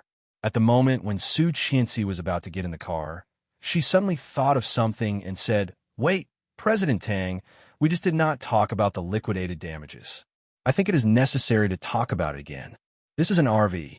Why don't you come to my side? Such a sudden invitation not only slightly surprised Tang Qing, but also the bodyguard behind Tang Qing felt something was wrong and looked at her with some vigilance. Su Qianxi seemed to shrug helplessly and smiled. Come together. My RV is very big. I usually use it to take care of the children. Let's go together? Tang Qing exchanged a look with the bodyguard, and Su Qianxi said helplessly, Come here. Are you afraid that I will eat you? Tang Qing hesitated for a moment before slowly walking up and getting into Su Qianxi's RV with the bodyguard. The assistant got into Tang Qing's car and followed Su Qianxi's RV. This RV was very large and spacious, with a driver's seat and the front passenger seat in the front. In the back, there was a circle of folding chairs and a large red leather sofa, wide enough for an adult to lie down. After Tang Qing sat down, Su Qianxi really talked to her about the liquidated damages and the scope. Shuang Yu and Tang Qing's bodyguard sat together and said. After Su Qianxi said that, she suddenly exclaimed and said, Why is your hair messy? This is not good. With that, she took out a black hair clip from her bag and said, A girl should always be beautiful. Come, let me help you put on. Tang Qing wanted to refuse, but Su Qianxi had put one hand on the sofa and the other on top of her head. Su Qianxi, and Tang, and she, Tang soon, Qiu Qing Su, she said, soon, Su Qianxi she and she. Chapter 581. It's okay. He is too nervous. Tang Qing also smiled, and the car stopped. We are here. Let's get out. Well, guest first. Su Qianxi reached out. Tang Qing got out of the car with the bodyguard. Shuang Yu turned to look at Su Qianxi. Su Qianxi smiled at her, and Xuanyu also smiled. Success. Su Qianxi got up and got out of the car. She took Tang Qing's arm and walked inside. The bodyguard frowned. Tang Qing was a little embarrassed and wanted to push Su Qianxi away. However, Su Qianxi did not seem to notice her resistance and asked the waiter to arrange a private room for them. Because there were few people, this private room was not big, so there was no bathroom in the private room. After looking around, Tang Qing felt relaxed and said, "I'm going to the bathroom." Su Qianxi nodded. "Go ahead." The male bodyguard naturally followed. Su Qianxi said, "You are going to the bathroom with me?" Tang Qing smiled, but the bodyguard did not stop. After Tang Qing left, Xuanyu also went out, standing at the door and watching them go away. The smile on Su Qianxi's face disappeared. She took out her cell phone from her bag and opened the locator app. Tang Qing's position was on it. Taking out a black earplug the size of a little finger, Su Qianxi stuffed it into her ear and covered her ears with her hair. That woman is getting more and more insidious. I haven't seen her for a few years, and she has learned how to be as cunning as Li Xiqing. It was Tang Qing's voice. Shoo! The bodyguard's voice was followed by silence. Fortunately, it is just an ordinary hair clip. You think too highly of her. This bitch is so stupid that she wouldn't think of doing anything to the hair clip. However, I guess she has already started to suspect me. She knows I can't eat seafood. How can I avoid it now? To be honest, there are many people who are allergic to seafood. How can she think that you are Tang Minjing? No, she's not that stupid. She has been staring at my hand. I think she should have found something. And what she just said, did you not hear it? Even if I fail miserably at the beginning, I'll still be the biggest winner after staking everything on the last throw. This is obviously a test and a provocation. Don't think too much. You're the biggest winner now. Even Li Xiqing can't beat you. You've beaten him like a dog these years. Who does she think she is? Hearing this, a sharp pain shot up from her chest all the way to her eyes. You're the biggest winner now. Even Li Xiqing can't beat you. I've been abused like a dog by you for the past few years. These words kept replaying in her mind. She felt a lump in her throat, and her vision was blurred. It's true, it's true. Li Xiqing was still alive. He was still alive, although she had always believed that he had never died. When she heard the exact news, she still couldn't help but feel shocked. He wasn't dead, but what happened to him? Where is he now? What had Tang Minjing done to him? What was his current state? She knew nothing. Tang Minjing did not realize that all her secrets had been exposed to Su Qianxi.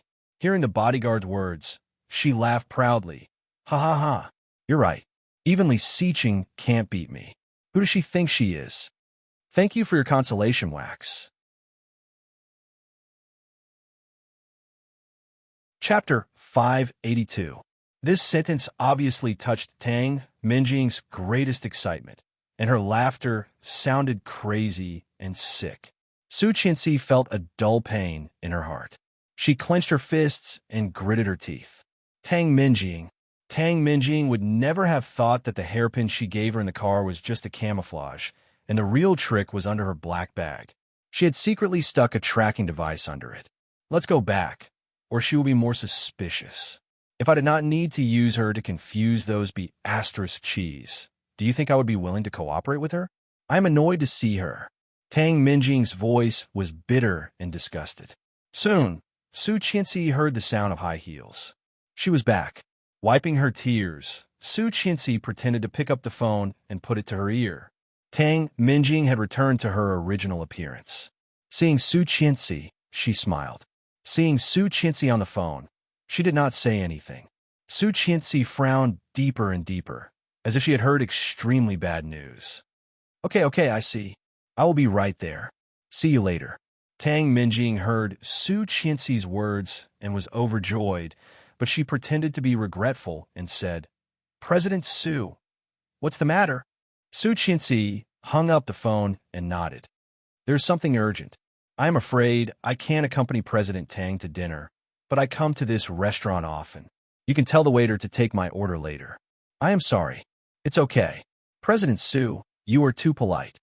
Tang Minjing keenly noticed that Su Qianxi's eyes were slightly red and asked, "But what is the matter? Why are you in such a hurry? You do not seem to be in a good mood." Su Qianxi shook her head, picked up her bag, and said, "Nothing, just a private matter. In that case, I will go first." "Okay." Su Qianxi adjusted her watch and walked toward the door. Shuang Yu and the male bodyguard behind her followed, and soon left the room together. Tang Minjing and the bodyguard both breathed a sigh of relief and said, "It seems that she just wants to invite me to dinner and has not suspected me. I knew it. How could this woman think so much with her brain? If she is Li Xiqing's brother, maybe it is a little more possible. No matter what, it's good that we haven't been exposed. We still need this layer of identity to cover up. Let's go. Let's go home and play with the puppy." Tang Minjing's voice was full of pride. When she said the word puppy, she even laughed in a sick way. Su Qianxi resisted the urge to turn around and slap her, forcing herself to go back to the car. Yang was driving, and she was not in a hurry to go home.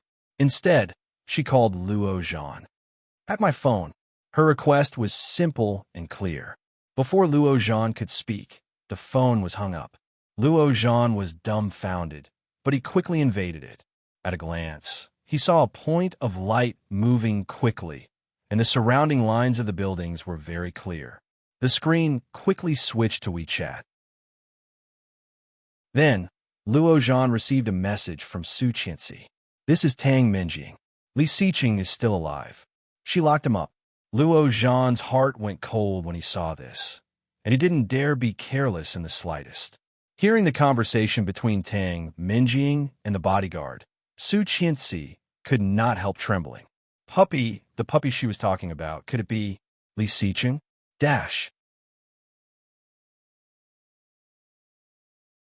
Chapter 583.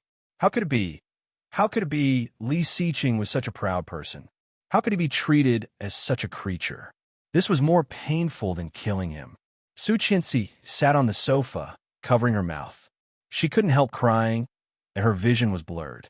No, impossible. If this was the case, how could he accept it? How could he accept it? She knew him. She knew him too well. But at the same time, Tang Minjing, who was his childhood friend, also knew Li Xiqing very well.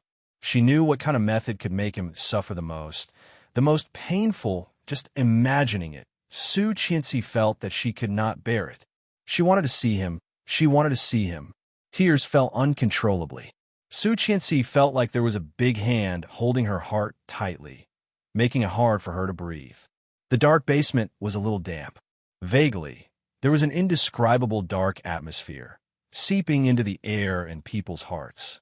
It was very dark, but in the basement where there was no sunlight all year round, it was impossible to tell whether it was day or night. She couldn't even see her fingers, and it was as dark as ink. In the darkness, there was a panting sound like a beast, rapid, crazy, and painful. Sharp high-heeled shoes tapped the ground, quickly forming a brisk rhythm, and she walked in.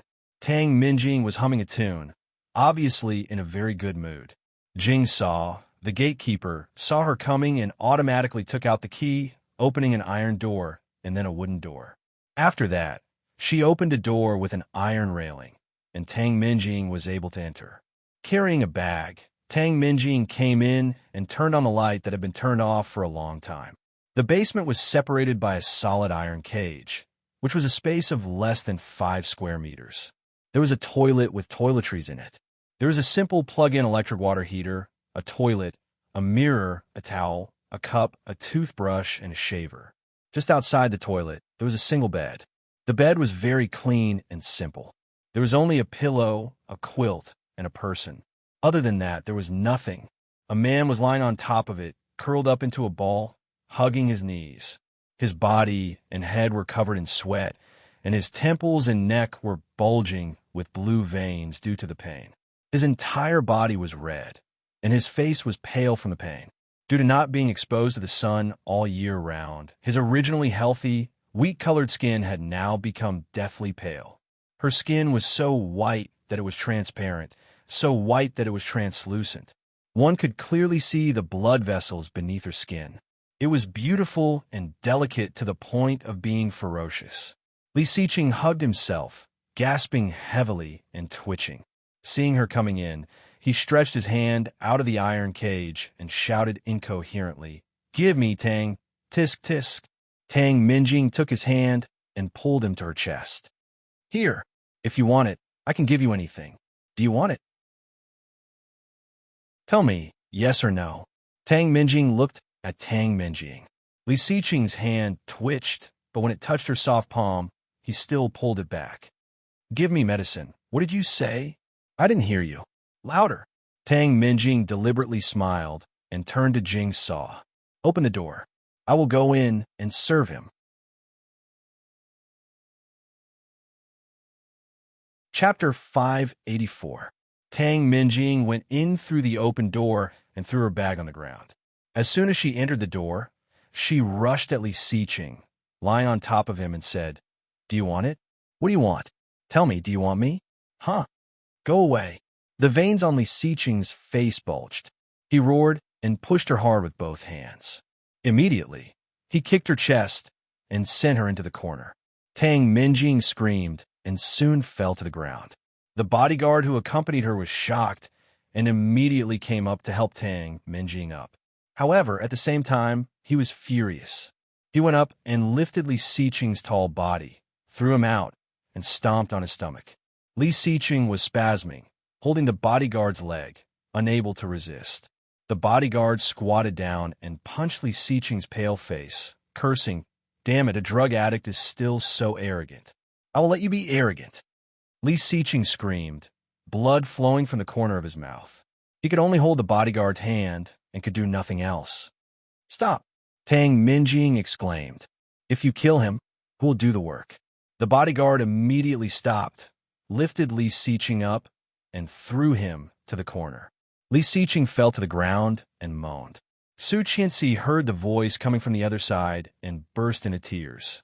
Those voices were like sharp arrows, mercilessly piercing her heart, again and again, endlessly. "Enough! Stop, stop!" Su Qianxi shrank in the corner of the bed, holding the quilt. "How could this happen? Don't do this! Call the police, yes, call the police!" She now knew where Tang Minjing was. She could call the police to arrest her. She could catch her. Su Qianxi hurriedly found her cell phone. Holding the phone, she realized that her hands were shaking so badly that she could not control them at all. Fear, desperation, and anger. All the emotions were intertwined. At this moment, Su Qianxi suddenly felt at a loss. If she called the police, would Li Xiqing also go to jail for taking drugs?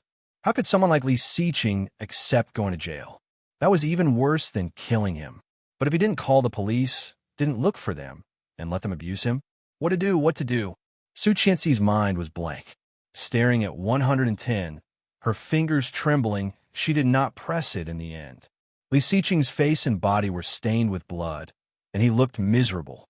Tang Minjing looked at him, sneered, and reached out to Jing Saw. "Medicine." Jing Saw took out a small transparent bag from her pocket. There was a white, crystal-like object in it. Tang Minjing glanced at it and said to the bodyguard, "Hold him down. I want to ask him to take his medicine." With a cruel smile, the bodyguard went forward, pressed Li Xiqing down, and opened his mouth with one hand. Tang Minjing opened the sealed bag and poured the liquid into his mouth.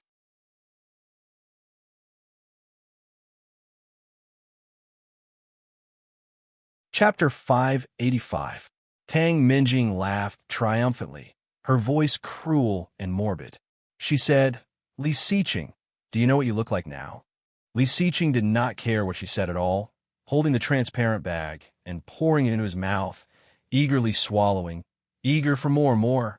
After pouring everything in, he leaned against the wall with his eyes squinted, trembling with pleasure and comfort. Seeing Li Xiqing like this, Tang Minjing laughed even louder. Standing up, she looked down at him and said, "Now, you are like a dog, a dead dog that anyone can step on. Do you know who I want to see today? Your President Su is amazing. She's a woman with 2 children, managing such a big company and managing it so well. She hasn't been with a man for so many years. She's so great." Li Xiqing still did not open his eyes when he heard the words and sneered. Tang Minjing smiled, took out her cell phone, and clicked on a photo. In the photo, Su Qianxi was wearing a light green dress, looking clean and fresh. Standing with Shuang Yu, she looked even more ladylike and noble. Li Xiqing saw this photo and did not react at all. Hey, what's wrong now? You don't even want to look at your wife? That's okay. What about this one? In the other photo, there were two little dolls, looking smart, especially the little girl, wearing a pink princess dress. Her facial features looked similar to Su Qianxi's. Puffing her cheeks, she was angrily talking to the little boy next to her, looking very cute. It was his daughter. His and Su Qianxi's daughter was so beautiful. Li Xiqing's eyes softened slightly, but he quickly looked away. Is it useful? You keep me here now. What's the difference between me and being dead? No. There's still a difference. Our company still depends on you. Li Xiqing. Tang Minjing smiled and took out a stack of documents. TL, Tang Group, and Li Group. Have you forgotten our surnames? Come, deal with these things so that you can take the medicine tomorrow. Tang Minjing threw all the documents on him. When she was about to leave, she suddenly remembered something and said, Oh, by the way, I signed a contract with Su Qianxi today. The TL Group under your name and the LS Group under your name have officially cooperated. Are you very happy? Ha ha. Jing Saw, bring me the computer. Jing Saw didn't say anything. She took the computer and put it on the ground. Don't turn off the lights. Bring it to me when he's done. Oh, and remember to put the computer away. Yes, Miss Tang. Tang Minjing glanced at him coldly, picked up the bag on the ground, and left with the bodyguard.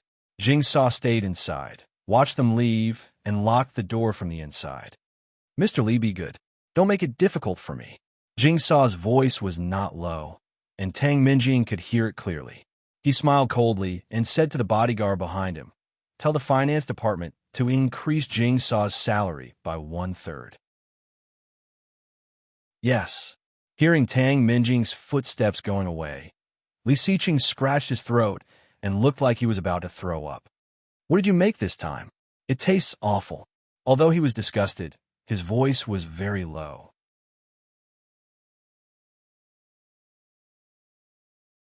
Chapter 586. Li Xiqing looked like he was in pain, and his voice was very low. Improve the taste next time. Jing Saw. Li Xiqing flipped through the stack of documents brought by Tang Minjing and read them line by line. Soon, his eyes fell on a document. LS Architectural Design Requirements and Needs. When Li Xiqing saw the words on it, his eyes suddenly lit up. Jing Saw had been with him here for more than 3 years. How could this little change in Li Xiqing be hidden from her eyes? What's wrong? Jing Saw leaned over and glanced at the document. Li Xiqing's lips curled up slightly. It was very light, but it clearly showed his good mood. There was a faint pain in the corner of his mouth. Li Xiqing reached out and wiped the blood off. His eyes became cold, glanced at Jing Saw, and said in a deep voice, Do you want to go back to the police station? Of course. Jing Saw rolled her eyes at him. Don't you want to go back to see your wife and children? These days, I may have to go out a little longer. You have to keep an eye on me. What are you going to do? Jing Saw was anxious, and her voice was very low. Do you know that you've been going out these days? It scared me. As I said before, we can go out in half a year at most. Li Xiqing's voice was very low, and he did not look up from the document. He slowly turned a page. When was that? Half a month ago. That is 5.5 months, but now with my wife's help, we can all go out in 2 months at most. 2 months. Maybe they could make it home in time for the 2 little guys' birthdays. Thinking of this, Li Xiqing's eyes were slightly soft. Jing Saw's eyes lit up, overjoyed. Looking at Li Xiqing, she rubbed her hands excitedly. Really? But soon, her face changed, and she asked seriously, You went to your wife for help? Yes. How can you do this? Didn't we agree, not exposed? Li Xiqing interrupted her, looking at her with a pair of cold eyes, with an inexplicable meaning. Since I promised you, I will keep my promise, but the rest of the time is up to you. Jing Saw looked at him, a little surprised. Really? Li Xiqing ignored her and looked at the document again. He said coldly, Guard the door. Humph. Jing Saw glared at him, but quickly went to the door. What a joke. If others found out about their little secret, it would be terrible. Li Xiqing turned on the computer and quickly typed on the keyboard. A black screen quickly popped up, and blue, white, and red codes appeared on the screen. Setting the location in Canada, Li Xiqing clicked on a small temporary station. She became more and more panicked, unable to make up her mind. Hearing the words coming from the other end, Su Qianxi leaned against the headboard, feeling lost. Holding the phone, she stared at the 3 numbers, her fingers trembling, and finally deleted it. She opened the address book and called Li Jinan. Li Jinan quickly answered the call. From the sound of his voice, he sounded very awake. Sister-in-law. Hearing his voice, Su Qianxi immediately felt that she had found her backbone and couldn't help but burst into tears. Brother-in-law. Chapter 587. I found him, he is still alive, still alive. Su Qianxi's voice was hurried and choked. He is at Tang Minjing's place. He is locked up. She was already sobbing. Brother-in-law, let's go save him. He must be in great pain. Such a proud man had been locked up in a place for more than 3 years, almost 4 years. Li Xiqing must be in great pain. And he was also taking drugs. Tang Minjing actually forced him to take drugs. Su Qianxi felt that she was about to collapse. What to do? What to do? She did not want to see Li Xiqing like this. What would Li Xiqing look like now? Stooped? Dispirited? Pale? Thin? How could he stand it? She had to save him. She had to save him. Li Jinnan's heart skipped a beat, and a pair of cold eyes flashed with disbelief. His first reaction was to ask, "Where are you?" I'm at home.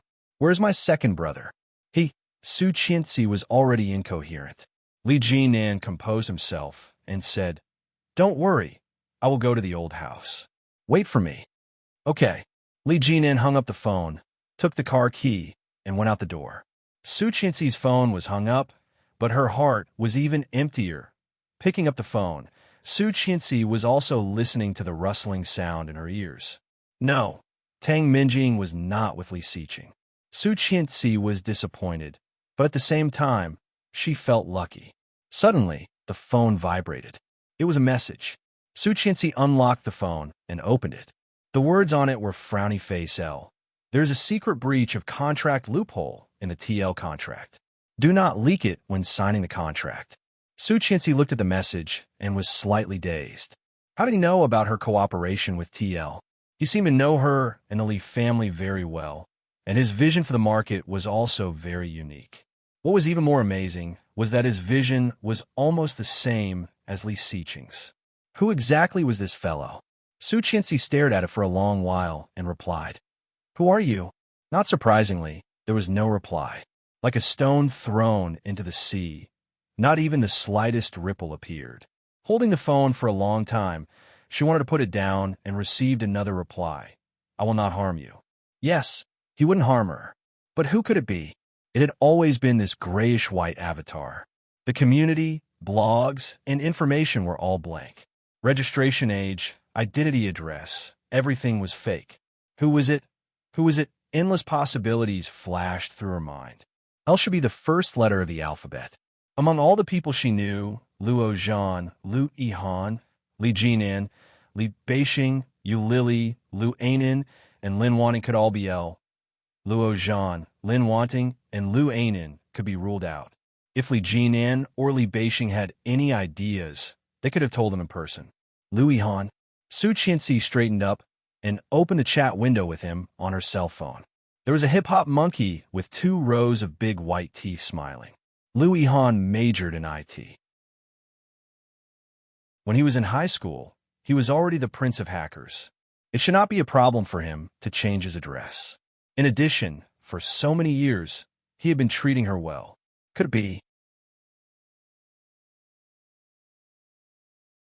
Chapter 588. Over the years, Lu Yihan had only dabbled in the IT field. Although the development was very fast, with Lu Yihan's cleverness, it was not impossible for him to develop in real estate. Could it be that he had actually dabbled in it secretly? But because of her, because of the Li family, he chose to help her silently instead of telling her directly? The more Su Qianxi thought about it, the more she felt it was possible. However, the more likely it was, the more upset she felt. For so many years, she knew better than anyone else how Liu Yihan had treated her. Even the people around her had begun to persuade her to make do with Liu Yihan, and there was no need to wait for a dead man to come back. Although Liu Yihan did not say anything, Su Qianxi knew that he was willing, very willing. However, how could she, the better he was to her, the more flustered she felt. She had to avoid him. Otherwise, when Li Xiqing came back, what would he think? But this L, if it was really Liu Yihan, then she would not be able to pay him back. Just when Su Qianxi was upset, there was a knock on the door. Su Qianxi got out of bed and opened the door. It was Li Jinan. Li Jinan was a bit travel-worn, wearing simple home clothes. When he saw her, he looked slightly relaxed and asked, "What's the matter? Let's talk in the living room." Su Qianxi gently pushed him and closed the door. Although Li Jinan was Li Xiqing's younger brother, the uncle of the child and her, they were still alone. In the middle of the night, she had to avoid arousing suspicion. Li Jinan also understood and nodded. Looking down, he found that Su Qianxi was barefoot and said, "Sister-in-law." "What?" Su Qianxi turned her head. "Shoes. No need. If my second brother sees it, he will be distressed." Su Qianxi heard that and walked to the living room. Her voice was slightly choked, as if she was mocking, "He will not see it." Li Jinan looked at her and did not speak. But in the depths of his eyes, there was the deepest pity hidden. Not only his second brother, but other people would also feel distressed if they saw it. But she would never know. She would never know. Su Qianxi went to the sofa and sat down, holding the phone in her hand, slightly trembling. She opened the GPS app and played the contents of the eavesdropping. She removed the earplugs and handed them to Li Jinan. Her big almond-shaped eyes were filled with helplessness and fear. Li Jinan took it and pressed her down calmly. He comforted her in a low voice, "Don't panic. Calm down." She nodded and sat down. He sat down on the sofa in front of her and put the earplugs in his ears. The man's heavy breathing and painful howls, and the woman's sick and crazy laughter, made Li Jinan's eyes turn cold. She covered her mouth and curled her legs. Her mind was filled with what Li Xiqing might do at this moment. The tall and straight figure in her memory overlapped with the Junko addiction in her memory. She couldn't imagine it. She couldn't imagine it. After Li Jinan finished listening, it was already half an hour later. Seeing him take off the earplugs, Su Qianxi couldn't wait. She put her hands on the coffee table and looked at him. He is suffering. Tang Minjing is abusing him. "Uncle, let's go find him and save him, okay?" Li Jinan looked at her and was silent for a moment. He asked, "In addition to this, what other evidence do you have? Did everyone chop their hands today?" Chapter 589. Su Qianxi was dazed and looked at him incredulously. Her voice was slightly hoarse. "Isn't this evidence enough? She is calling his name. She is calling Li Xiqing. That person is him, Li Xiqing. But how can you be sure that the woman inside is Tang Minjing?" Li Jinan looked at her, put the phone on the table, put his hands on his legs, and looked at her. From beginning to end, there is no word about Tang Minjing. Tang Qing now has nothing to do with the Tang family, and there is no connection with the Li family. What about the motive? If you take this to report to the police, what if she denies it and even accuses you? What are you going to do then? Su Qianxi paused and was speechless for a while. Despair rushed at her like a tide, beating her to the point where she couldn't fight back at all. What to do? What to do? Su Qianxi's mind at the moment was blank. How did you start to suspect Tang Qing? This woman looked normal, and her style and appearance were very different from Tang Minjing. Even he did not doubt her identity. How did Su Qianxi know? Su Qianxi told him about the mysterious man. Naturally, she automatically skipped the part where she was taken advantage of. As she spoke, she suddenly remembered L's words. Taking the phone, Su Qianxi opened the social media app and said, "You see, someone is helping us. This person has been helping us. If we have something on TL when we sign the contract, can we plan something else and rescue him?" "Who is this?" Li Jinan took the phone and looked up. The enthusiastic netizen you mentioned before. Is this L? Su Qianxi nodded quickly. It is this person. He has been helping me and has always been for the good of the Li family. Although I do not know him, he will never harm us. How do you know? I have been talking to him for 4 years. Hearing Su Qianxi's words, Li Jinan felt a bit absurd. He curled his lips coldly and said without looking up, "What if the trap he set for 4 years is to lure you into it?" Impossible. Su Qianxi denied this possibility without thinking. He will not. Li Jinan paused for a moment and looked up at her. Why? Why? Because that person was probably Lu Yihan. Anyone in the world could hurt her, but not Lu Yihan. Absolutely not. But facing Li Jinan's gaze, she could not say that it was likely to be Lu Yihan. He shook his head slowly and said, "There is no why. This is my trust in him." Seeing Li Jinan's suspicious look, she added, "You have to know that a woman's intuition has always been very accurate." As he spoke, Li Jinan had already scrolled to the top of the chat log. Su Qianxi had used her phone for a long time, so she kept a lot of records. The more Li Jinan looked at the man, the more he found his tone familiar. His eyes darkened slightly. He opened L's account and copied it to himself. Then, he deleted the record and tossed the phone back. Let's wait and see. I'll sign a contract with TL.